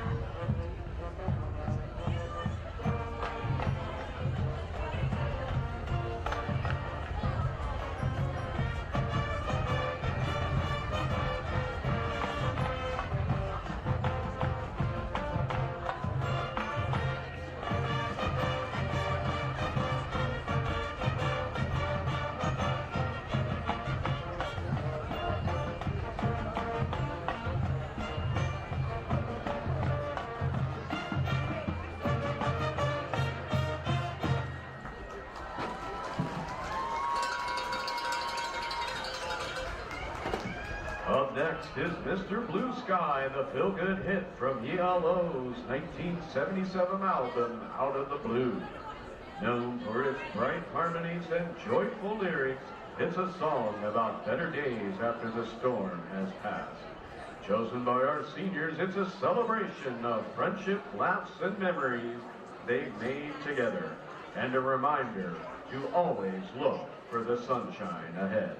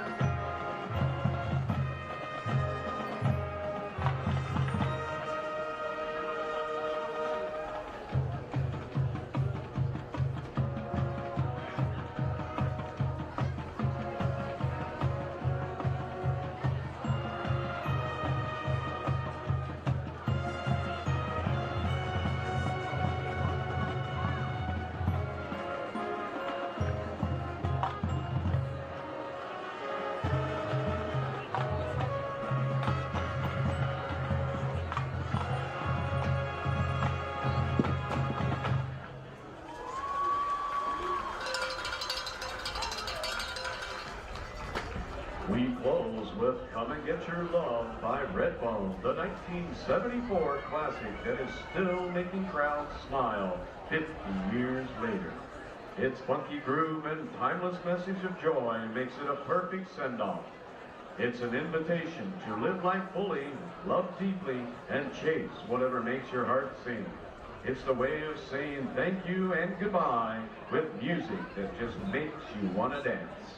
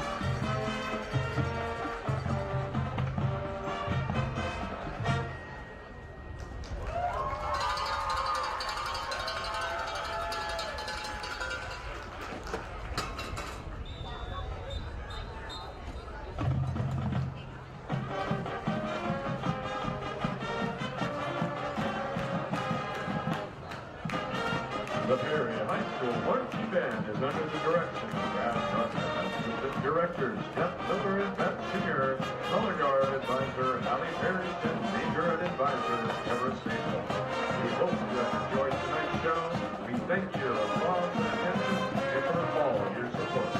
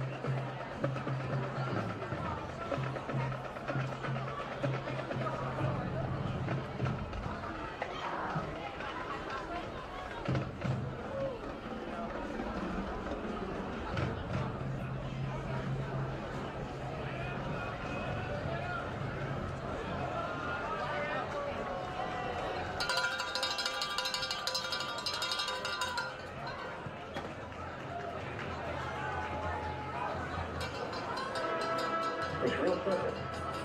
You got 2 more quarters and that's it. Now, most of you have been playing this game for 10 years. You got 2 more quarters, and after that, most of you will never play this game again as long as you live. I want you to take a moment. Welcome again, folks. Halftime here at Alumni Stadium, the home Perry Pirates on top of the visiting NDCL Lions here in your regional quarterfinals, Division 4, Region 13. The winner of this week playing the winner of West Branch and Norton. West Branch, last time we checked, up in that game, but right now the Pirates on top 13-6 here as we get ready for third quarter action. Again, Kyle Cornell, AA, Anthony Alford with you as always on the call, and really a tale of 2 halves in the first half, really, AA. It was the first couple minutes and the rest of the half, and if you take away the first 3 or so minutes of that first quarter, it's been pretty much all NDCL as far as being able to force turnovers, being in the right spot, forcing turnover on downs, and then scoring points. Perry, though, started off so well, they've been able to kind of weather the storm and take this lead into the third quarter. If you want a tell of 2 halves in real time, from kickoff at 7 o'clock to 7:10, Perry dominated from that. And since it was more of an even football game. And you're right, NDCL has some critical stops defensively. I think back with NDCL, 2 defensive red zone stops to prevent scores on Perry's side of things. So that's huge, but also you do notice on the scoreboard, that's a 6, not because of a touchdown and a missed extra point, but NDCL has also not been able to get in the end zone, even though offensively they've had some good drives from 7:10 p.m. tonight on. Well, both defenses really clamped down in the red zone area, minus that 1 rushing touchdown from Carter Hopkins. It's been tough when you get inside the opposing 20-yard line. Both teams have been playing great in that key area of the field. Just looking at some statistics from that first half, I mean, the Perry side, the running game, full effect. Carter Hopkins 6 for 114 and 2 scores. Traxton Richards has 3 carries for 82 yards, including that 73-yard run that resulted in no points because of that good defense on the other side for the NDCL Lions. And Nate Tresker just 4 of 7 for 16 yards. Rick Meckenbauer has no catches. He does have an interception on the defensive end, but he has not even been targeted on the offensive end. Leading receiver for this Perry side. Kind of surprising to see that. On the other side for the Lions, quarterback Brady Capel has 6 of 9 for 61 yards and an interception. He also has a fumble lost, but he has run 5 times for 21 yards. The big story's been Dylan Henigman. He's got 12 carries for 59 yards. He's been wearing out that Perry defense and putting them in positions to get those field goals. I'd imagine more of the same from NDCL starting this third quarter. Yeah, I think you're exactly right as far as where to go from that. Something that's interesting, as you just read off those stats, and I was just thinking about it, we have not talked much about Perry's passing offense at all in this game. They started off decent. There was a couple of completions early, and we saw Brody Krantz get featured a little more in the receiving game in that first quarter. Yeah, but since we then, saw him early on. Yeah, you're there right. really hasn't been much going on. Biggest completion of the game was a 9-yard pass to Jimmy Ashburn. We saw that it was a screen pass. So not much down the field, really, for either team. Even the success for NDCL has been in those short screen passes and the run after because of the athletes they have on that side of the football for the Lions too. But both teams kind of struggling a little bit to get things really moving. The passing game, the running game, though, for both sides, though, has been pretty solid. Well, and what makes it tough for both of these offenses, the coverage has been great in terms of the secondary. But you always wonder who's going to take that shot down the field. If you remember the very first play of the game, Cable had the play fake and it was an interception. Yeah. It was the very first play of the game. And so they took that shot. They haven't taken real shots since. But I think the second half, I think the offense is going to explode here in the second half. Halftime across the CVC right now. Geneva trailing CVCA 42-0 at halftime. The Royals on their way to winning that matchup. Kirtland on top of Wycliffe 34-3 at halftime. Fairview down 31-7 against Worcester Triway, number 2 seed in that region. So tough task for Fairview going on the road down over an hour to Worcester, but they're just trying to hang on and put some points on the board. And then Hawken got a bye. They're at home. They're down 22-7 at halftime to Akron East. Akron East coming in to Gates Mills, Chesterland, and doing the job so far. Kickoff going to be returned here from the 10-yard line. Kissinger had to get it held. Ball taken down to the 30-yard line, and we are back underway. Solid return right there for Carmen Sereno, the junior receiver, and that is where Brady Capel and company will take back over for the Lions. And, of course, the game of interest for both of the fan bases watching here tonight. Winner's going to face the winner of West Branch and Norton. That game's at halftime. West Branch up 28-14. Both those teams, fantastic seasons. Norton, big story, too. 10-1 this year. Great run. Of course, the only loss was actually what turned into a forfeited loss. So they're actually undefeated, really. Played well. First down. Good Great play on the outside, pulling down. That was a great tackle right there. Michael Nidzwicki was able to just shut down Dylan Honigan right there, and he lost about a yard. And again, just the speed that Perry has defensively. You got to see a little bit more of that. But again, we always talk defensively, communicating. You know, communication is so huge, especially every game, especially in these playoffs. So second down on the way. Capel in that shotgun. He lives there. Rolls out to his left. Looking, head downfield. Big hit. It's completed, but no gain. They probably lost a yard. He caught that one. That was Dylan Hennigan who made the catch, too. And he got right back to the line of scrimmage, so no gain. Great coverage and the great obvious pressure, too, on Cable to the outside. Yeah, it was huge. And, you know, taking away the deep threat, too. You have pressure up front as well. So you have a quarterback that wants to roll out. If you keep him on the run and you make it uncomfortable, shorten up the field. We saw that last week at Fairview. It's going to limit what the quarterbacks can do. 10 on the game clock here. Third down. Which on the play clock, rather, is Capel. Going to send a man in motion. Takes the snap. In the shotgun. Looking. Going to fire. Takes a hit. Throws. That one's caught. Breaking through down to the 40-yard line. They might be just short. Good catch out there by Sereno. But going to be a yard short, so fourth down on the way.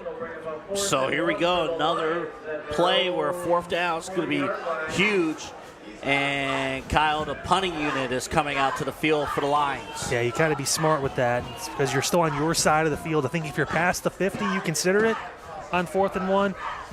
Never say never with fakes. We know that in high school. There's always some crazy play designs.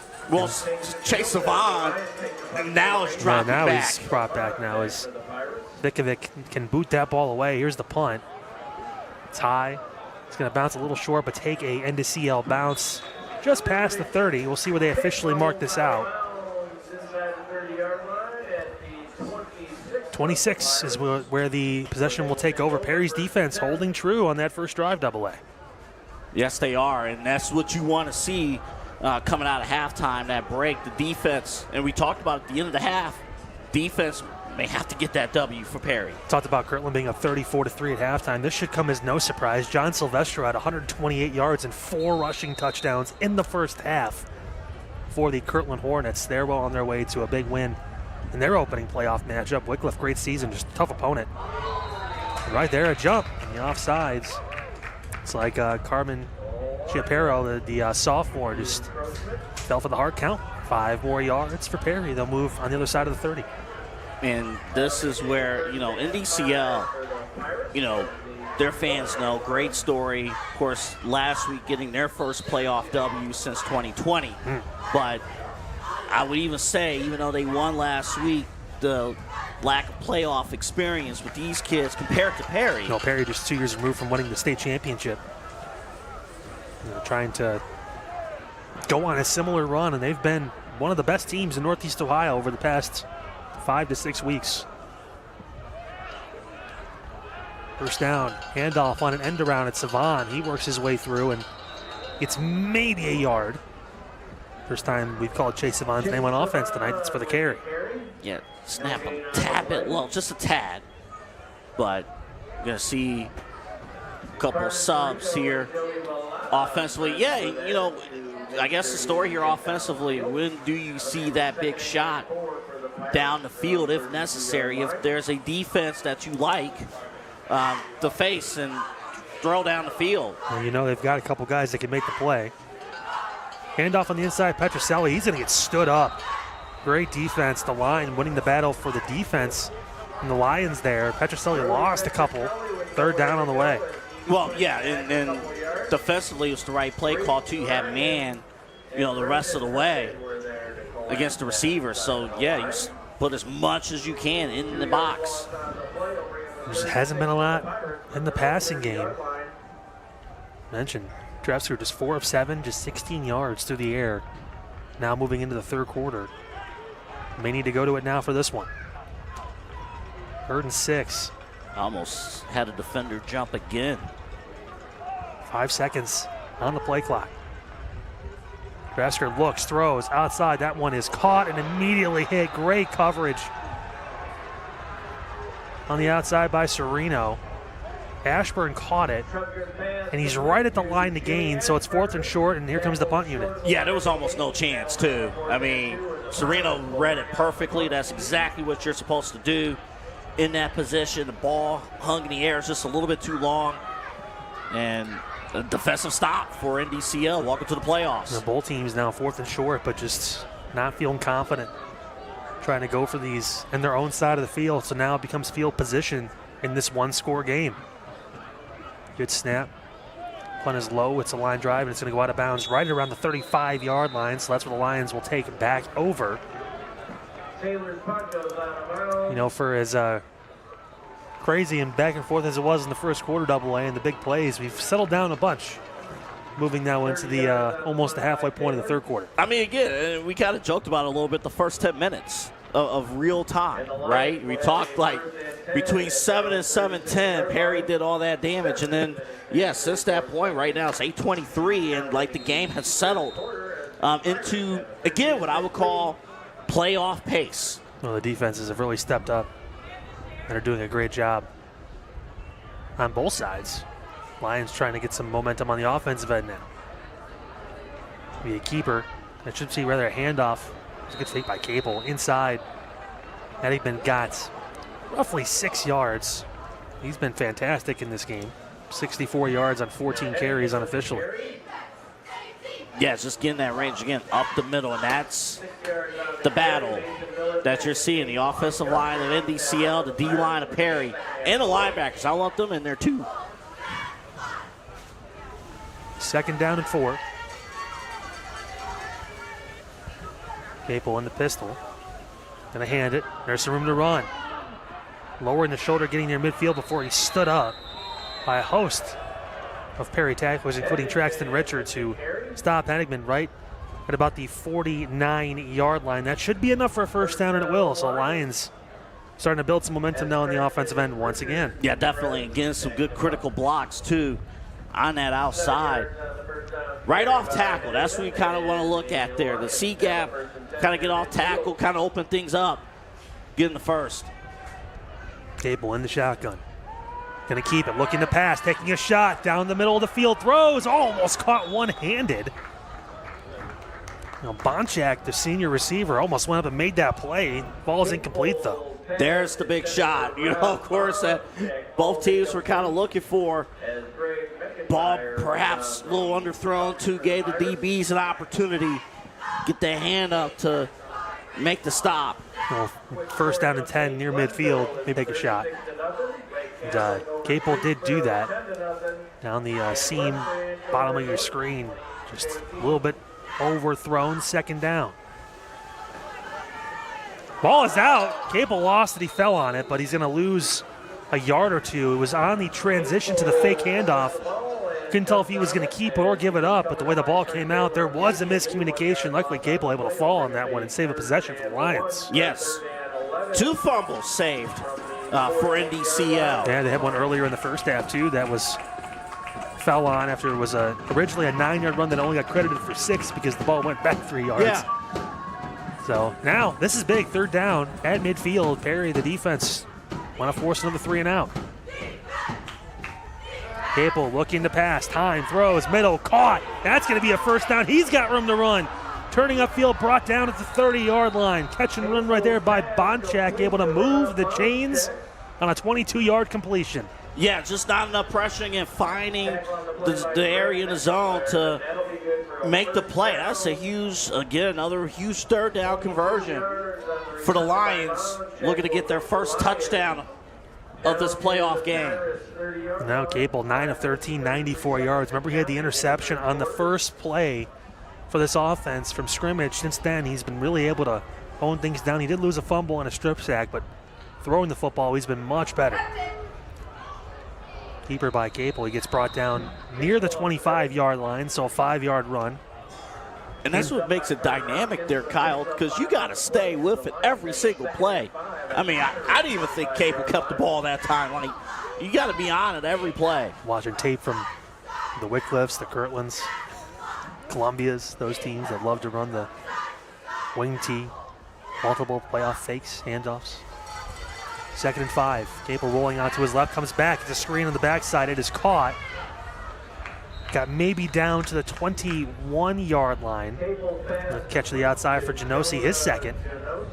They're going to be third down and short on the way. Yeah, McIntyre did a great job staying home on that backside, making the open field tackle. Again, if he's not there, you don't play smart football on the defensive side, disciplined football. That's another big play for the Lions. So great job defensively. 6 different receivers have caught a pass tonight. 3rd and short. Capel going to keep it, lowers his shoulder, uses the momentum. He gets past the 20 down to the 19. That should be enough for the first down, and it will be. Needed 2, got 3. Capel moves the chains. And that's where the size, the offensive line size for NDCL, that's where the advantage is at over Perry. Those power football plays up the gut, getting the first down. Yeah, tough ask to stop either of these teams on 3rd and short like that. But now this is where Perry's defense has been able to hold, and the Lions break through. Handoff, tripped up. I don't know if it was on his own feet, on Capel. Hopkins was right there to get the stop anyway, but Eddington had nowhere to go. Can you award a tackle to the turf? Is that allowed in the stats? Yeah, I wasn't sure if the handoff, if he dragged the foot at the end and possibly tripped him up a little bit too. That might have happened too, yeah. Because, yeah, I mean, tell you what, Hennington's been great tonight, but, yeah, sometimes that happens. And, again, Carter Hopkins, he read that. He was there at the line of scrimmage to stop, but maybe to stop the tackle. But only a loss of about 1.5, almost 2, so 2nd down. Ball on the 21-yard line. Capel, keeper, throws, taking a shot. He's out of bounds, so even if he tried to bring it back, I don't know if he would had to establish himself, and he wasn't inbounds when the ball went past him. Took a shot for Bonchak down the right side, bottom of your screen. Third down coming up. And I mean, Magenbauer, again, doing work on that side of the field. He's been more prevalent today on the defensive end. We talked about him being the leading receiver for this Perry team all season long. He really hasn't done much on the offensive end. He's been tasked more with covering some of these tough receivers for NDCL, and he's been doing a pretty good job. Interception earlier in the game, too. And doing it without safety help, too. Oh, that was one-on-one coverage. Great pressure. Third down and long. Speaking of pressure, over the middle. That one's caught. No, it's incomplete. Great hit behind the intended receiver. Solid hit right there. McIntyre with that tackle. I'll tell you what, EDA made sure he was not going to catch that. Taylor and company almost got to Capel, and now fourth down, and I imagine we're going to see another field goal attempt here. And you're right, it was great pressure up front that sped things up. The pass was behind, and this Perry defense in the red zone handling business again.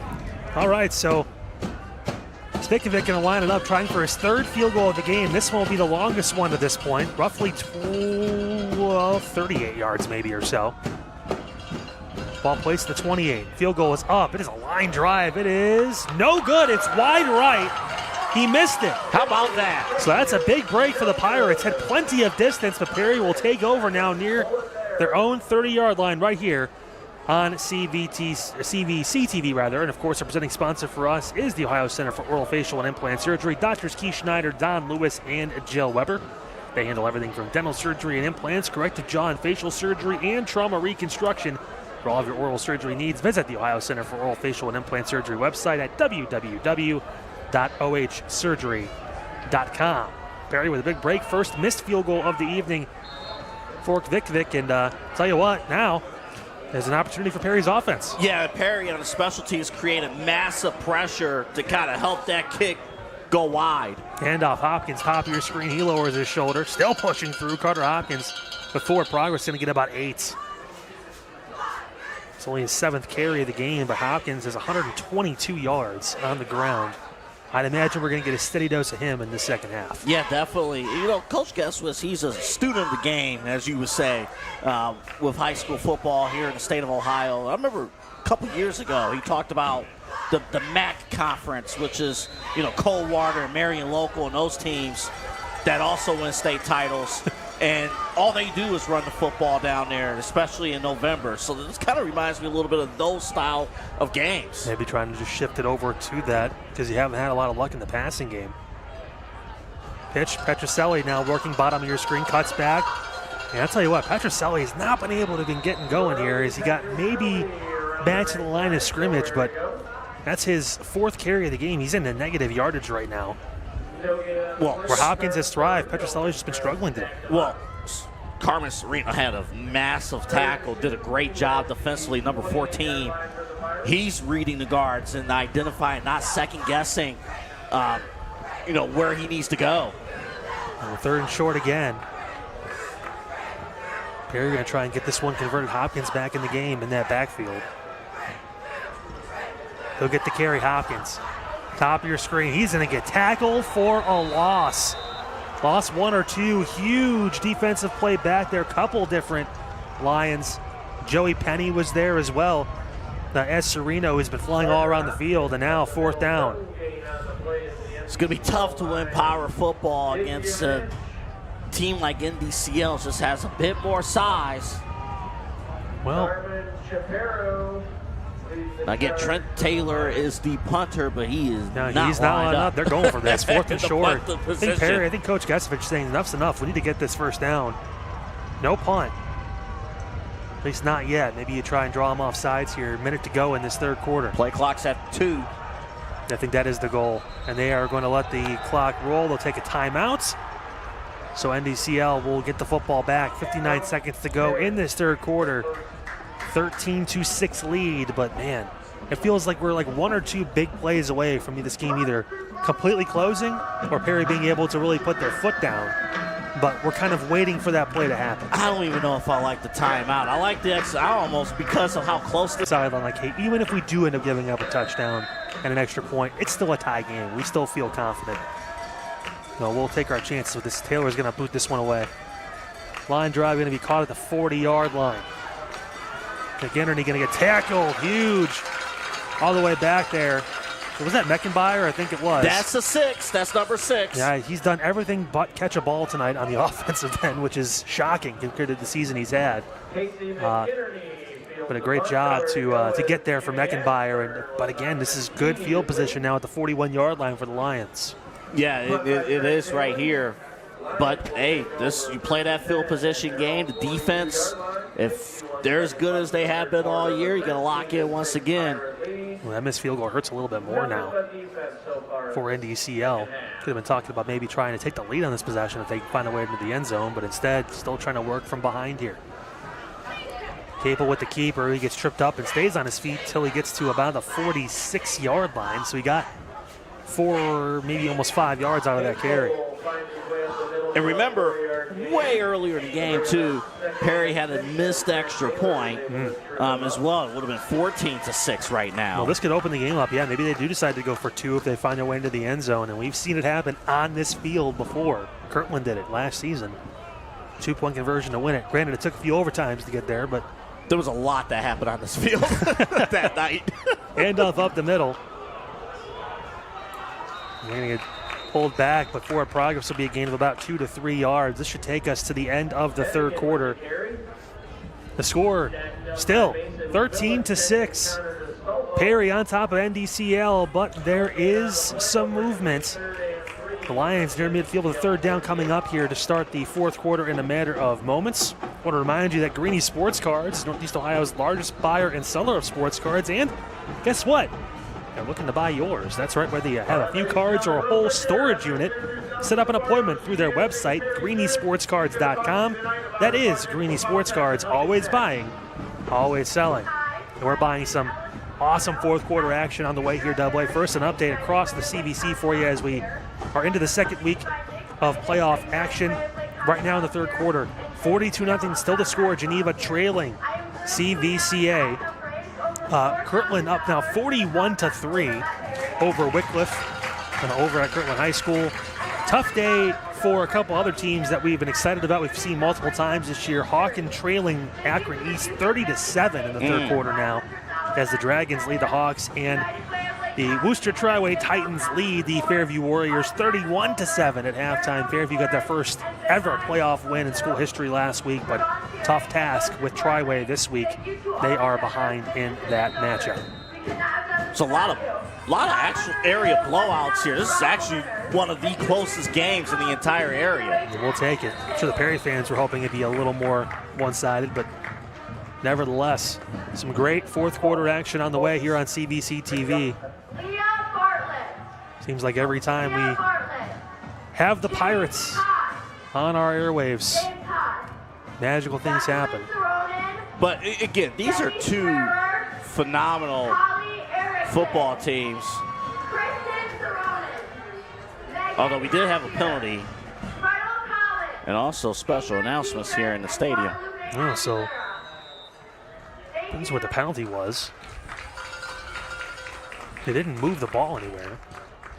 Maybe a sideline warning, I'm not sure, but nevertheless, it's third down. I know that they didn't move the ball back. I beg your pardon. It's now at the 44-yard line, so 3rd and 9. Cable, screen pass, outside, caught. Working and nowhere to go. Great play. Perry's defense blowing up the play on the top of your screen. So who was in there? I mean, take your pick. Crowfoot was in there. Hopkins made some plays in there too. McInerney had nowhere to go with the ball, and it's 4th down. That is a look of DBs essentially beating up on the receivers, getting off the blocks and making a play. That's a tough play to make if you are in the secondary out there alone. Phenomenal defense by Perry. Vic will put this one away. Savon is back. He's going to fair catch this one, and he will get it. With a great catch down at about the 24-yard line. So that is where Perry's offense will take back over. The back and forth continues. It's been all defense in this second half to this point. No points, both sides playing some great football. Well, not just great football, but necessary football at this point to try to get this W in the regional quarterfinal round.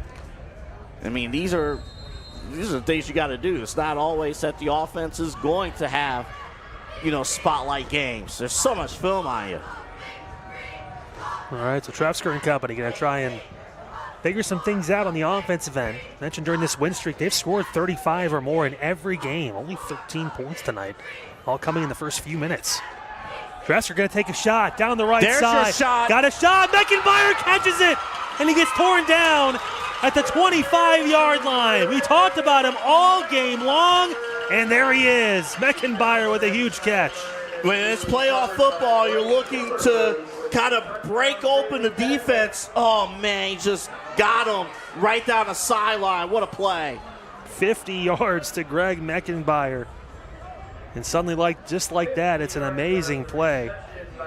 First catch of the game for Meckenbauer. He had the interception on the first play from scrimmage on the defensive end. He's made some plays for the defense and even special teams now, finally showing the offensive potential and firepower. Perry flips the field. They're down at the 26-yard line of the Lions and threatening. Handoff inside, down to the 20, maybe the 19. Hopkins, another 8 yards. And one of the blockers, Trent Taylor, right there. You can't miss him, number 0. When he's coming at you, defensively, you got to find a way to avoid him, and it's so tough. A 50-yard completion we were waiting for, and Meckenbauer ran a great streak route. He's had an outstanding game. He's showed up when it's mattered. Handoff, Hopkins again bouncing off some tacklers and gets taken down just short of the 10-yard line. Another 9 yards for Hopkins, who is having an amazing game. 10 carries unofficially, 138 yards, and he's got both touchdowns for Perry and that first down. They can still get a first before scoring. They get it about the 1-yard line here. See some subs here again. Taylor, back in. You see, it looks like maybe Carter Crowfoot check into. Yep, big man, number 34. Some fullback help for Hopkins, who, let's be honest, does he need it? Probably not, but he'll take it. I just love hearing fullback in 2025. It's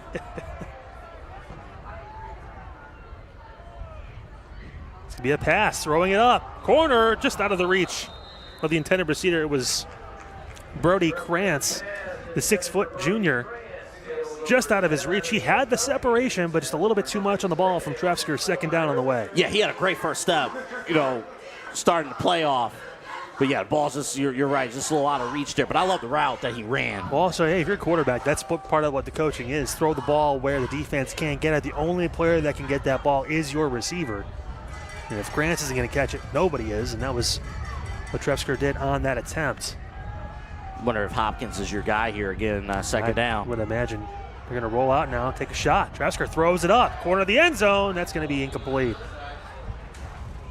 Looking, I believe, for Ashburn over there. So now third down on the way. Back-to-back pass attempts after Hopkins had run for a first down. Well, it should still be second. That was a penalty with the holding.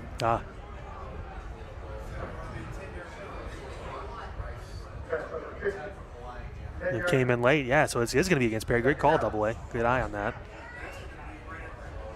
All right, so this has been the bugaboo, if you will, for this Perry offense. How about that for a word? I like that word play. But you're right, though. I mean, this has been, other than, honestly, other than, the first 2 opening touchdowns, this has been the story. It's what is keeping NDCL in this ball game is what they have done here in the red zone, getting breaks defensively. Just behind the sticks, just tough to convert in these moments. And now if you're Perry, you want to get some positive yards here. Trefsker looking to pass, steps, throws, receiver, corner of the end zone. What a play. It's caught! Touchdown! 20 yards. It was a matter of time. This time, Costello gets it for 6. What an unbelievable football throw. A beautiful football.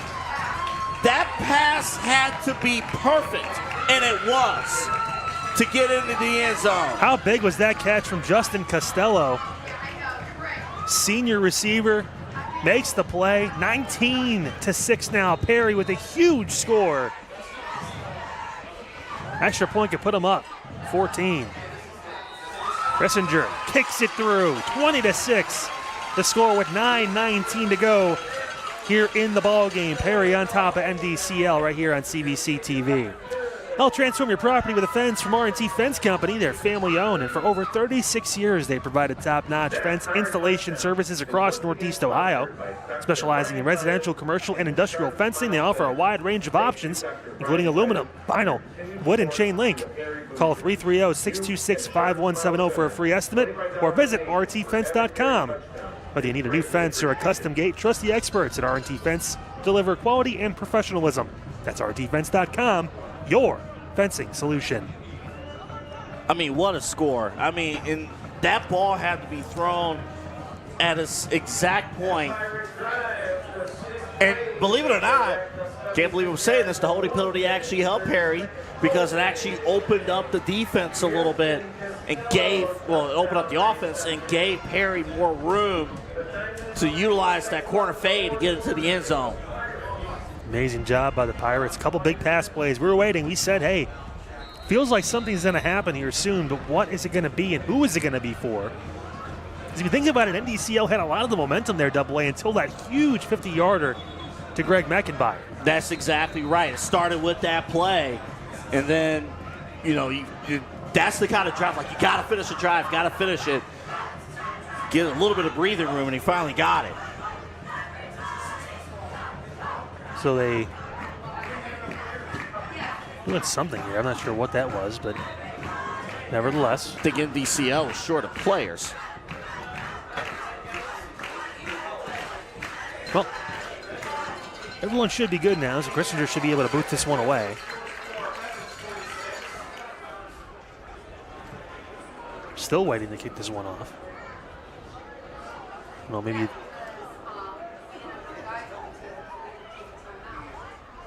Now remember. Oh, I think, okay, so it looks like Perry had to take a timeout for not having enough players on the field. Ooh, and now, they're leading right now, obviously, but they're down to one timeout remaining. Got to be careful with those now. 9:19 to go in the game.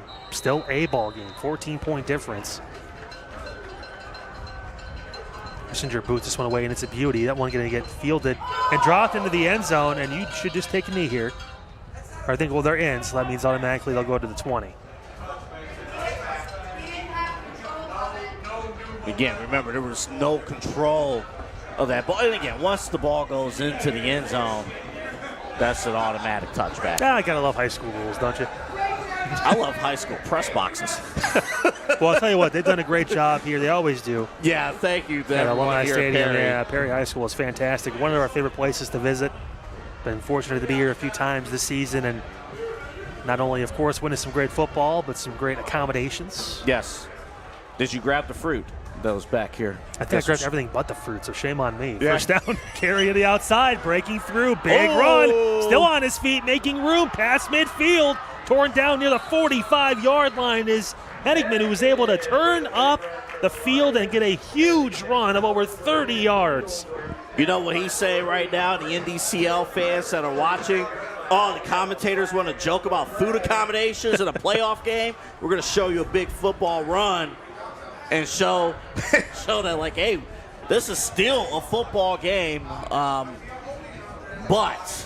it looked like maybe there was a penalty somewhere in this play here. Oh, man, that's not good for NDCL. Nope, it's going to be a block in the back, so that's going to go away.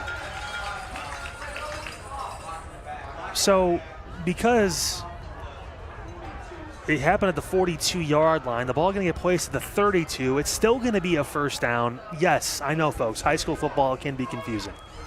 Well, that rule actually makes sense. That rule I don't mind. That makes sense. Yeah, well, you know. It's the other 60% of the rules. How about this hit? Oh, my goodness. In the backfield and nowhere to go. Carter Hopkins there. And I think there may be a player down for NDCL. Hopkins got back there almost immediately and hit Dylan Henigman. Lost 2 yards on the play. Of course, gives us a chance to talk about our playoff partner throughout the entire postseason. the Fairview Tavern. You see their logo in the bottom left corner of our screen. If you happen to be out on the west side of Cleveland and want to take in a Browns game, maybe the Cavs, they're in action tonight as well as multiple times throughout the week now. It is NBA season in full swing. Feel free to stop by the Fairview Tavern. Ask about the Blue Plate Special, rather. Tell them that Double A and Kyle sent you. Man, the Fairview Tavern is a phenomenal place to be. That's 64 Nick Barros, the junior, who was able to get up under his own power eventually and get off the field. So that's good to see for the young man. Yeah, starting right tackle. Yeah. Yeah, but definitely check out the Fairview Tavern. They do an unbelievable job here on the west side. Stop on in, enjoy Cavs wins and Browns losses at the Fairview Tavern. I love how you just give people the 411, buddy. He's not wrong. Right. Second down and short. A little pitch to the outside. That one's caught at the 35-yard line. Spun out of bounds. Short gain there to Janasi, who got his third catch. Was that false advertisement? No, you were right on it. I mean, if it was, Pete, yell in my ear if it was. Our executive producer. So was I right or was I wrong? Was I right or wrong? No. Peter Tellep doing a phenomenal job, of course, quarterback in our coverage all year. The short one. That one is almost intercepted. I think Taylor got his big mid on that one and almost pulled it down. Showing off that size, and fourth down on the way. The Perry defense able to hold true. If I didn't know any better, if that ball would have bounced a certain way and Taylor would have made a house call, almost similar to a gentleman who used to play here, Owen McCoon, who used to make those big plays here on this field for Perry all those years. Taylor, if he gets a full head of steam running to the end zone there, he may run into the play clock because he's so big and fast. Punt, that one's going to be kicked off. Savon going to call a fair catch. The ball is going to stop right at the 31-yard line. That's where Perry's offense will take back over. Great job by the defense to force the 3 and out. Remember, they give it the big run, but there was the block in the back that just took down the Lions' drive there. They had the ball past midfield, but that one penalty just shocked the entire drive out of rhythm, and now Perry with a chance to try and put this game away here. Yeah, this is what we call here a championship drive here. If Perry can pull this off here in the fourth quarter. Of course, if you're NDCL defensively, you're looking to, obviously be smart, but you're looking to strip the football. You got to gain an extra possession on your end because now the scoreboard is flipped on the opposite end. How about this 5-wide empty backfield for Perry in the offense? Dresser getting the orders in from the sideline. Could always just be a bubble screen. Maybe a keeper for Tresser. He's going to get blown up in the backfield. Oh, my goodness. Kazmarek was able to get back there and blow that play up almost immediately. Yeah, Joey Penny also, the junior. No, there's a couple white jerseys back there in the offensive backfield double A. It's a 5-yard loss. I kind of joked about it a little bit, but I thought that would have been prime positioning for kind of a screen there. You had all those receivers here on the near side. Said it was a quarterback keeper. Now 2nd and 15. Another shot down the right side. Breaking through. Ashburn lays out. Almost got it. Just a little bit too far. Tell you what, though, Tresser's got a beautiful deep ball. That thing hangs up there just a little bit too much that time. Give credit to Ashburn for laying out and almost making that play. Man, we all know what that would have meant if that connection my goodness was made. He would have caught that too, diving. Maybe have one of the plays you see Fox 8. Definitely. I don't mind the play call, like the clock thing. I wouldn't worry about too much. I will mention this stop the clock, but it's still a ton of time, 8 minutes. Yeah.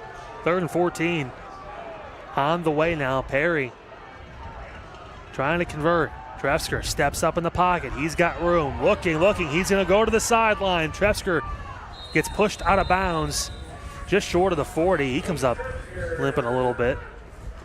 Yeah, just run that off, Trefsker. He made a great decision. Taking that off, he looked like a running back carrying that football. Tell you what, he got 12 on that carry. That's big. So now they're on the 39. They need to get to the 41. but it will be Taylor in to punt this football away. Not taking any chances. Coach Getchevich and company just going to send this one back. 2 returners now for the Lions. They want to try and get a return here. Taylor boots it. That's going to go over the head. And it is into the end zone. Beckenbauer tried to run it down. Love listening to the guys in the booth here. You know, if this was a grass field, that ball would have stayed. Would have stuck in the ground. It would have plugged. It was raining all day today. Yeah, it was. So the ball going to get placed at the 20-yard line. 7:16 to go here in the fourth quarter. Perry on top 20-6. The Lions, now or never to make a move. Yes, definitely. And you know, they got to attack the secondary, got to go deep. See what Capel going to do now in that shotgun. Looking to pass. Fakes the quick. Now he's in trouble. Throws. That's going to go out of bounds. He's still in the tackle box, but there was a receiver in the area. Normally you can't get away with throwing it out of bounds like that, but I think because Bonchak was in the area, they may give him a pass here.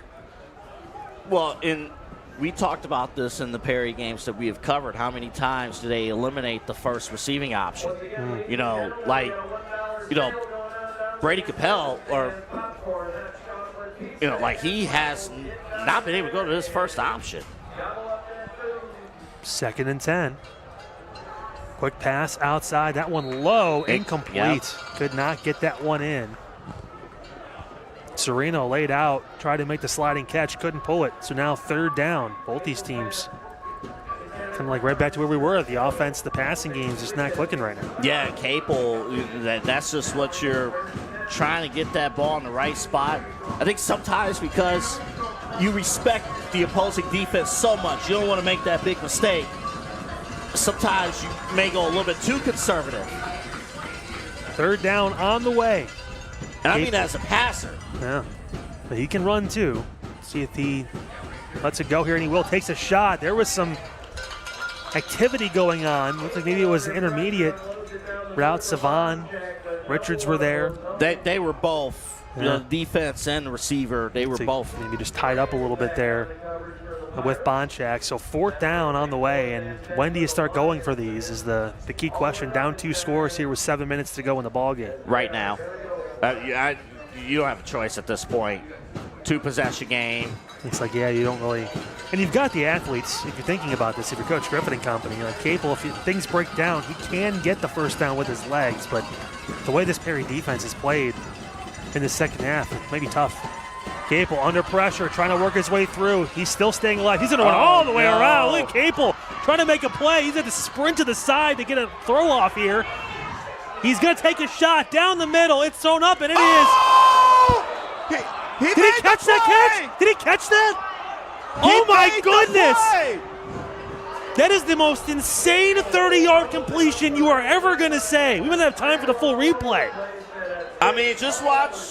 We're not going to get this full replay in because they're right back to the line. Let's take it back live. Oh, my goodness. I can't believe that was completed. Capel throws. This one's short. This one is caught as well. Gain of about 4. That was his best Johnny Manziel impersonation. He ran around the field. You know, Texas A&M's Johnny, not Brown's Johnny. But still, wow. Play blown dead now. The timeout going to be taken by Perry. If they do call timeout, we might have time for the replay. I cannot believe what I just saw. Ball was tipped at the end, too. Capel threw that one up. He had to run the full length across the field. Watch this play, because this is insane. He steps up in the pocket. Well, good handling of Taylor. Look at this. As soon as he hit the corner with Taylor. And then Taylor went back down. Oh, my goodness. Look at this. All the way across the field. Capel rolls out, throws it the last possible second. It's tipped, and it's caught. Wow. What an unbelievable play. Right place, right time for Doomermuth, who caught the ball. His first catch of the game. Can't think of a bigger one you can have in that moment. A 30-yarder on 4th and 10, deep in your own territory. Capel, this is what Coach Gesevich talked about. He makes plays. He just does. The speed, the ability to keep plays alive with his legs. He's got a good arm. And you saw it right there, the full replay, all 25,000 seconds of it. This is what happens, too, when your receivers don't give up on plays, too. And but again, I mean, defensively, that was a great effort as well. Ball landed on the NDCL side. Oh, my goodness. That was one of the crazier plays you're going to see. Capel 2nd down and 6. He throws, taking a shot down the sideline. That's going to be incomplete. Not seeing any flags. Some pushing and shoving from both sides there. Again, clean play defensively. And Sereno and Krantz going back and forth. So now 3rd down and 6 on the way.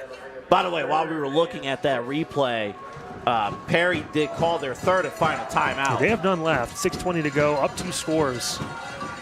So they're going to have to roll with it here. All 3 timeouts still for NDCL. So they have opportunities, but first they got to convert this 3rd down. Trips to the bottom of your screen. Quick throw. That one's tipped off the back of the head of Taylor. Tell you what, sometimes it pays to be 6'5". Yes, it does. Yes, it does. I know the feeling. I don't. So how about that? We'll get you some stilts. Let's focus on Sundays first. 4th down's coming up. This could essentially be the ball game. We'll see. NDCL still has 3 timeouts, so it's not completely over if they don't get this yet, but you'd rather save those for after you score. Capel gets hit as he throws. That one is going to be short. Did not get it. Forward progress should still be about a yard short. Sereno was close, but could not get past the line to gain. I think that was Traxton Richards had that open tackle to stop the drive. Perry's defense, even after the Sports Center craziness a few plays ago, making a stop. Wow. I'm out of breath from that drive. That was a fight from both teams. Perry, though, coming through defensively. Unbelievable turn of events. Quick score update across the CVC right now. Triway, the Titans leading Fairview 32-7 in the 3rd quarter. It is a final. Geneva has fallen 42-7. CVCA beats the Eagles. Kirtland also has beaten Wycliffe 41-3. And then it is Akron East 30, Hawken 10 over in Chesterland. And Gates Mills, keeper for Richards, he bounces out. Even when he gets tackled behind the line, it's so hard to bring him down. Lost the yard, but they had a fight to get him down. Unbelievable. They did, but Reno did a great job getting him down. We do have another score update into the 3rd quarter. West Branch still up over Norton 28-14. So as it stands right now, West Branch could be making the trip up to Perry next week if the Pirates can hold on here in their own right. Got 5:40 to go in the game, nursing a 2-touchdown lead. This is actually the closest game that we have here in the CVC this week. One of the closest games in Northeast Ohio with the playoffs right now. Perry defense has played well. Offense done just enough. Pass to the outside. That one is caught. Not much going after the catch. That was Ashburn who caught his 3rd completion of the game, but only about a yard. I think NDCL maybe just took their first time out. 5:09 to go, and now this is the time to take them. Gonna need a stop, gonna need a touchdown, probably an onside kick. Yeah, you're at that point right now. Yeah. Like, the clock now is not in your favor.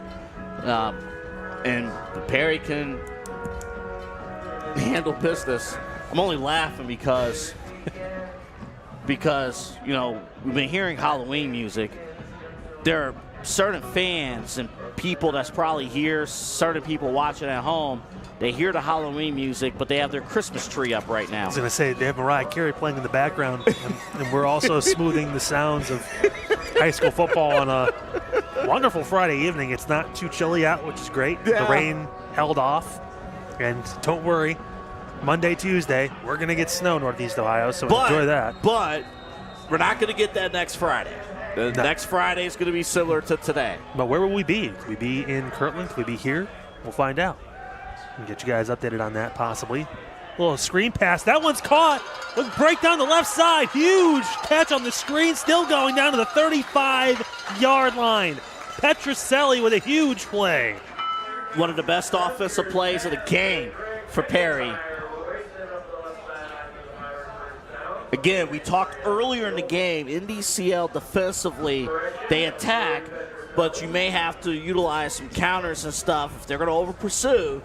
And that's a great play call, that backside screen, getting the first. Well, you were waiting for Brody Petroselli to make a play. He's their leading rusher this season, but really running the ball today hasn't been his forte. Caught the screen pass. Great job by Trefsker. Drew the pass rush on the screen play, dumped it off behind him, and there was wide open green grass for 5 and red to make the big play for the first down and then some. 25-yard completion. Trefsker now in the day, 9 of 14, 116 yards and a touchdown. More of what we've seen from him now. In the second half, he's really found a rhythm. Yeah, this second half, you're starting to see more of what we have seen from Perry. And again, look, if all of your playoff games are blowout W's, that's unrealistic. I mean, you're going to get great teams. NDCL is going to be around. They're going to be a problem for teams in this division, Division 4. So the clock wasn't running. I thought NDCL had taken a timeout before, so they are down to 1. They probably should reset the game clock to 4:59. We'll see if they do it or not. Yeah, we'll definitely see. But we talk about NDCL, like what they have done under second-year head coach Andre Griffin. Last year they were 5-6. They did make the playoffs, so it was expanded playoff format. Lost to Glenville in the first round last year. Tough draw, both years now.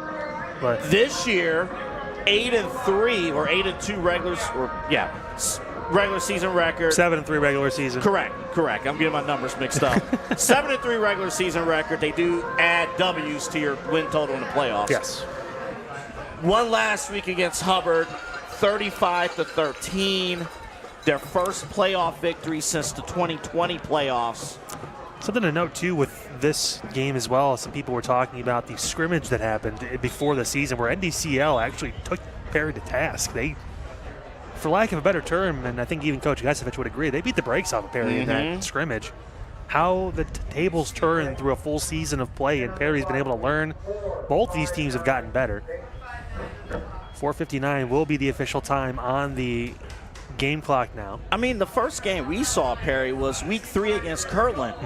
And compared to week 3 versus even the game we had here against Harvey, completely different team. So different. Handoff up the middle, Petroselli, and again, just he found his way out of that initial scrum, but still got no yards.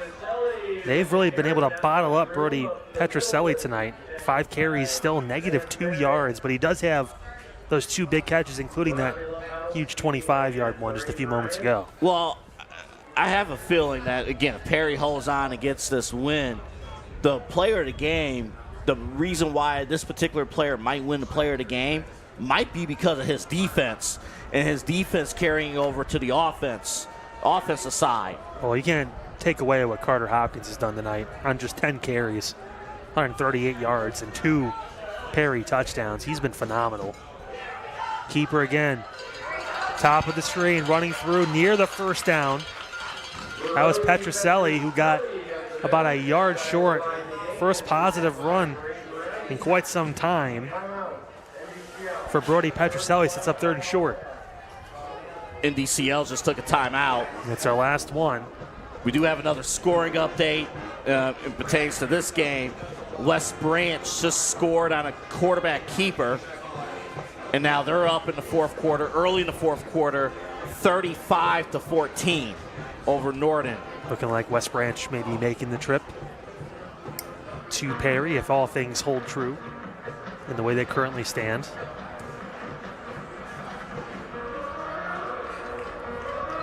.406 to go in the ball game here. I mean, you always like, all right, this Perry team is not the Perry team from last year.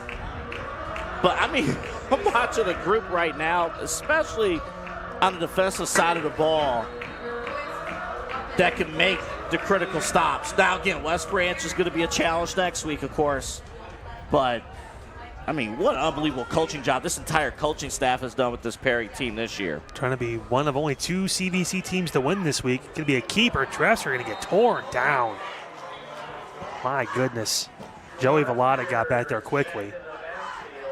Yeah, their Sam linebacker. I almost wonder if you're running that play, do you put Traxton Richards in just because he's got that crazy speed? You're going to run a keeper in for the quarterback on the outside. We saw it go for 73 yards earlier in the game. 4th down now. Be curious to see what we do here. Trefsker is going to jog onto the field. I think maybe you do go for it. Yeah, kind of in that dead zone where you almost have to go for it regardless of score. We'll see here. 4th and 9. They can convert this one. Well, it's still going to be 4th down, but it's going to be 4th and short. Now from 4th and 9 to 4th and 4, so you'll take that. Make it a little bit more manageable. Playbook opens up a bunch here. 4 yards, easier to attain than 9. Mentioned the scoring updates as we're into the 4th quarter in most of these games right now, and we do know that Kirtland did beat Wycliffe 41-3, so Kirtland will advance next week. Right now, they may be the only CVC team that does, besides possibly Perry.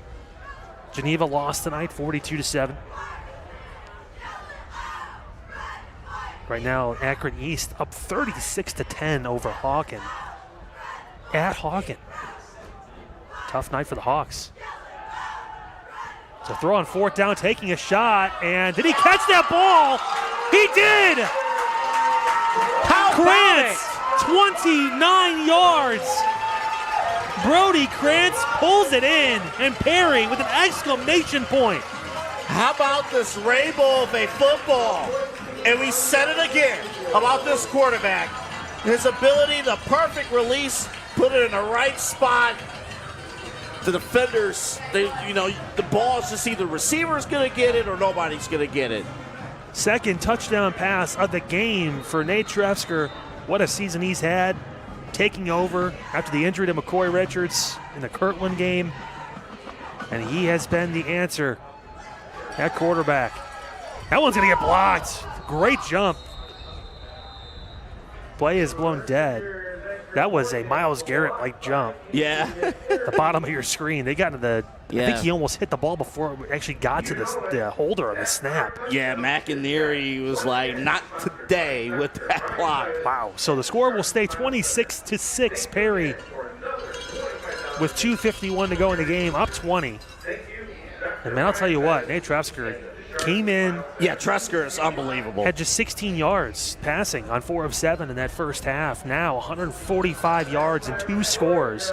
The majority of that coming here in the second half. He has stepped up and played some really big football in a one-score game for most of this second half. And in the third quarter, we didn't have a score. So it's all been this quarter where he's really been able to really show what he's capable of. And think about with Nate Trefsker, too. You know, you mentioned a few minutes ago the scrimmage, right? NDCL and Perry.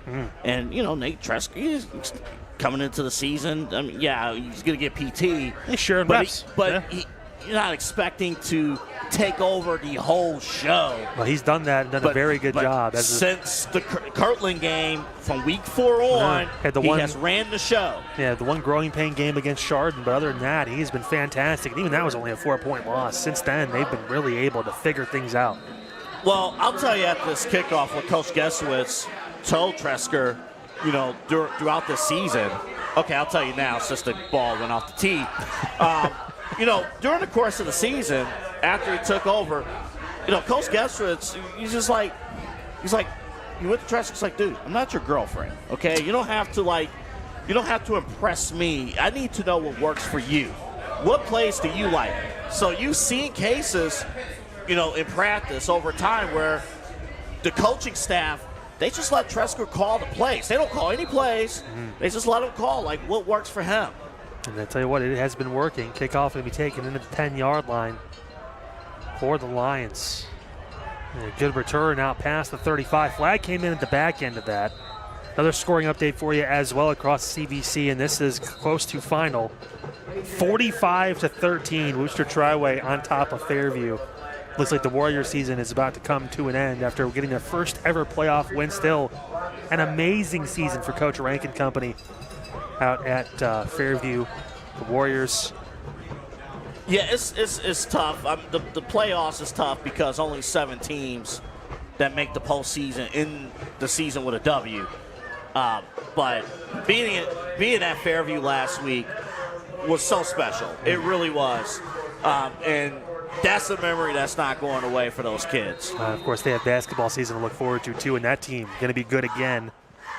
Fairview had a great year last year, looking to build off that on the hardwood, but for now, we're still on the turf here in Perry. The Lions trying to mount some sort of resistance here. Capel throws down the middle, out of his outreached receiver's hands, looking right there for Casey McInerney. Could not pull that one in. Second down on the way. Speaking of basketball, plug for our website, ChagrinValleyConference.com.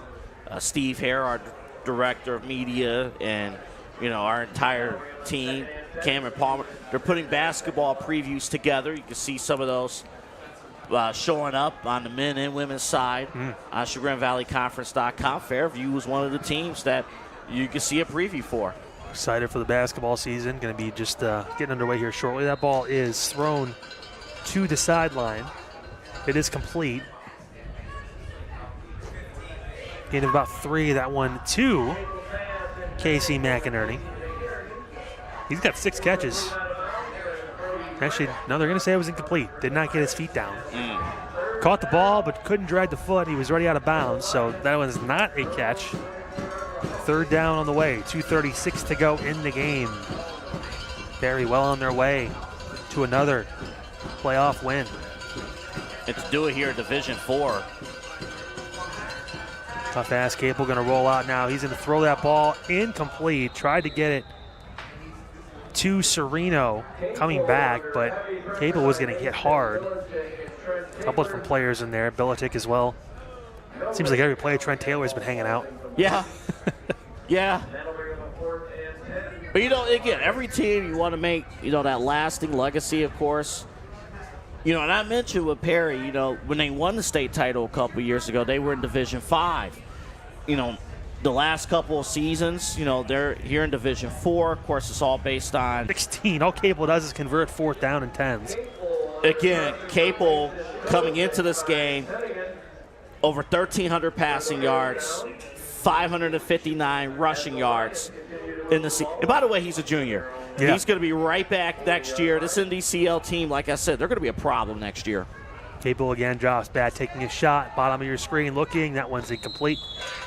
And for McInerney at the bottom of your screen. Actually, just looking, some of their major playmakers, like their receivers, they're juniors. This is a loaded junior class. Dumermuth, McInerney, all juniors. Yeah, this is a pretty good junior class. Yeah. Seniors are great as well to get to this point. Bonchak, Hennigan rather. Saw Jonah Janasi, the tight end, make a few big plays in this game too for NDCL. Second down throw, hit as he threw that one incomplete. Looking down the middle of the field, took a shot there for Bonchak, couldn't get it to fall in, so third down on the way. And 29 pass attempts for NDCL tonight too. Yeah, and again, once you started seeing those scores, you take away a dimension of the game that NDCL is so good at all year long. Well, Hennigan had been running the ball very well, but he hasn't seen a lot of touches, mainly in the fourth quarter, because Perry's been able to put some points up. Capel again throws that one. It's going to slide through McInerney's hands. Could not pull it in. Fourth down, which means, business as usual for Capel, right? Yeah, definitely. And even though it's probably going to come in a losing effort, to me, one of the plays of the game is still Capel running 30 yards behind the line of scrimmage on a fourth down. He literally ran sideline to sideline. We couldn't even get a whole replay in because of how much work and how long it went. Got a replay of 7th grade running gassers down there on the field, sideline to sideline as an offensive lineman. I was not a fan of that, but Capel made it look easy.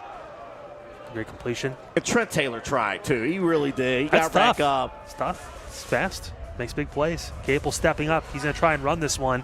Stays on his feet, spins through. He's going to have the first. He got the first. Down to the 45-yard line. 15-yard run for Capel, who's got 47 yards on the ground. He's at 157 through the air. He's got a fumble loss and interception. They get back to the line. Minute 45 to go in the game. Gable looks like he's going to take a short shot. That one almost intercepted. Here at the bottom of your screen, Krantz was right there. Almost intercepted by Brody Grant. Ball is incomplete. Second and 10 Lions at the Pirates 45-yard line. So Perry going to get their 9th win of the season if everything holds steady, which 3-score game it should with 1:40 to go. And yes, AA, that counts in their win total. It does. Gable drops back. He's under pressure. He's going to get blown up and brought down. Big hit there. I think it was Crowfoot. Yeah, and then many others creating that pressure. And again, one of the stories of this game defensively, this secondary not allowing these receivers to break free. So impressive. Perry's defense has been in this second half. NDCL had momentum. It was a touchdown game. Look at that pressure. Crowfoot again. He is going to get there. Oh, my goodness. Carter Crowfoot back-to-back sacks. Had to chase down Capel, who tried to keep the play alive. And now it's going to be 4th and a just country mile here for NDCL with 53 seconds to go in the ball game. They got to get all the way down to the 35-yard line of Perry. They're on almost their own 35-yard line. That's the defense making a statement. And Carter Crowfoot, phenomenal. They're already announcing the final, and there you go. Rolls him up in the backfield, no gain.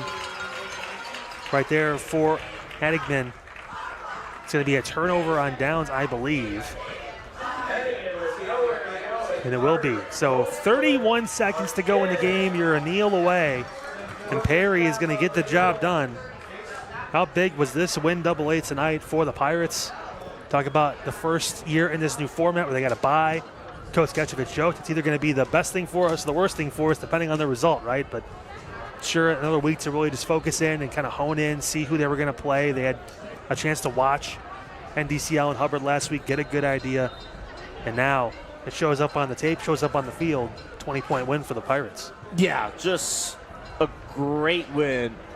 And they had to work for this. I mean, just think, and we'll talk more about it, but this is good stuff. Perry getting the W. The final score tonight, 26-6. Perry gets a 20-point win. The fireworks going off like they always do here at Alumni Stadium with a big win for the Pirates. They improved to 9-2, and they will advance to the Division IV Region 13 semifinals next week. They'll host either West Branch or Norton. We should have an update on that score here momentarily, but Perry gets the job done tonight. AA, your thoughts on the game? Perry really came alive in this fourth quarter. They came alive, offensively, but defensively, you need a game sometimes where, you work hard on defense, they're going to get you that W. 13-6 deadlock. For the heart of this game, it was that deadlock. And I think back, McIntyre made big defensive plays, but offensively, you finally got that big shot. McIntyre gets the catch. Then you had the touchdown in the corner. And then just consistent stops defensively in the red zone for Perry. And they had to dig down deep because this NDCL team, this is a good football team. But Perry did a great job digging it deep. Nate Tresker, he grew up tonight in front of our eyes, the quarterback. This is the type of game that you see, type of playoff victory that you see in November. Very impressive for Perry. And again, like we talked about before, NDCL, the year-to-year improvements that they have made to this point, winning that playoff game last week, and they're going to be around. They're going to be a problem for these next couple of years. So they put in a great effort for NDCL, but great win for Perry. Fantastic game, of course. And the player of the game, we can go a multitude of different directions, AA, but it the way they started, how well they played in the first few minutes, and they never looked back. They had the lead the entire game. Give a lot of credit to Carter Hopkins. Made some plays on defense, too. We could give this to Greg Meckenbauer, the interception, the big catch. You know, he played great. Obviously, we Trefsker might have a split vote because that's my player of the game. I mean, Trefsker, though, in that second, mainly in the fourth quarter, he really took over as a passer and made some great throws, couple of touchdown passes. I mean, you could name 3, 4, 5 different players. You could talk about Crowfoot at the end, slamming the door, back-to-back sacks. He was great on defense all game long, you know, but I'm fine with it. Beckenbauer and Hopkins, your players of the game for CVC TV, and what has been a fantastic game from Alumni Stadium as the fans now rush the field. Someone has their shirt off. It's great. The final 26-6. No, they ain't put your shirt back on, man. Yeah, well, you know. Somebody's mama's yelling at him. So right now, as it stands, and this will most likely be the case, there are only 2 teams left in the CVC as Kirtland won tonight. We had a guarantee we were going to have a CVC team out of that matchup as they beat Wycliffe 41-3. Geneva lost to CVCA 42-7. The Fairview Warriors season comes to an end. They lost 45-13 at Triway. Tough game down in Worcester. Tough long drive back, but appreciate Coach Rankin Company. They've been great to us all season long too. And this game near final, Akron East 36-10 lead over Hawken in the fourth quarter. That game approaching the end. Looks like Hawken's season is going to end a little bit earlier than some folks thought or expected. But what a game for Perry tonight. And this team, Perry, by all indications, West Branch is on their way to the stadium next Friday. All right. So in the regional semifinal here in Division 4 Region 13. So that's going to be a big matchup. And remember too, this is the same division where Glenville is in this division. Well, Perry ran into that thing last year too, and that was a great game. Went to overtime. Glenville did get the job done. The weather was a big factor too. It was very wet. Yep. In that, I think it was 12-6 too, or some crazy score. Yes. In overtime. So I mean, that matchup, I'm sure Perry would love to see that possibly in the final of this region. But got some work to do before then. West Branch is a tough team. West Branch is really tough. Who makes a lot of plays and is a very difficult out in any right. And of course, Kirtland moving on as well too in the CVC. 2 of the teams you always have circled, moving on to round 3 of the playoffs. And with that, the final one more time here from Alumni Stadium, 26-6. Perry gets the win. Of course, we will join you next week, possibly our last week of coverage for high school football. But until then, have a great rest. I think that kid put his shirt back on. That's good. Yeah, it's getting a little chilly out there. You probably should. Have a great weekend, folks. We will see you next time right here on CVC TV. Thanks to the crew and everyone as well. Pete, now you did all right. Not too bad of a job, but our whole crew did a great job. And thank you to Perry for the hospitality here, too. Oh, it's fantastic. Always love coming out to Alumni Stadium. Appreciate you for watching, tuning in. We'll see you next time. Have a great weekend, folks.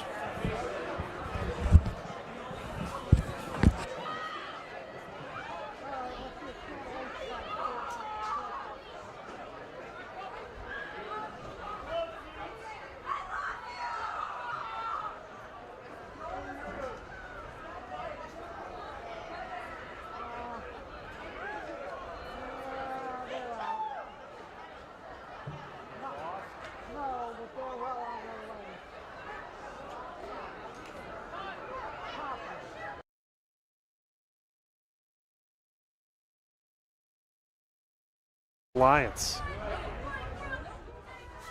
Another handoff. Henigman going to work left side. He's going to cut. He's got room. Henigman out to the outside. Cuts back in towards the hash. Gets down to around midfield. Lion football now into Perry territory. Got 5 backs stacked there defensively.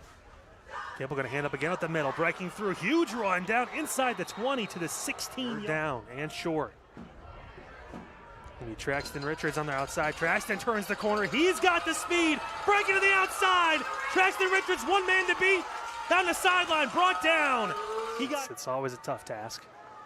Third down. Capel under pressure, rolling out. He is going to get torn down. Ball is out. That one should be Perry football. That way. And Coach Gesevich did say, hey, we used it to just work on ourselves more and try to, reinstill the fire and the spirit for the team, the school. Building on that, Capel rolling out, going to throw, back foot. That one's going to be caught wide open. It's a big catch down to about the 36-yard. All coming in the first few minutes. Dresser going to take a shot down the right side. There's a shot. Got a shot. Beckenbauer catches it, and he gets torn down at the 20. Positive yards here. Dresser looking to pass, steps, throws, receiver, corner of the end zone. What a hit! Down with his legs, but the way this Perry defense has played in the second half, it may be tough. Capel under pressure, trying to work his way through. He's still staying alive. He's going to run all the way around. Look at Capel trying to make a play. He's going to sprint to the side to get a throw off here. He's going to take a shot down the middle. It's thrown up, and it is. Did he catch that? Akron East up 36-10 over Hawken. At Hawken. Tough night for the Hawks. So throw on fourth down, taking a shot, and did he catch that ball? He did!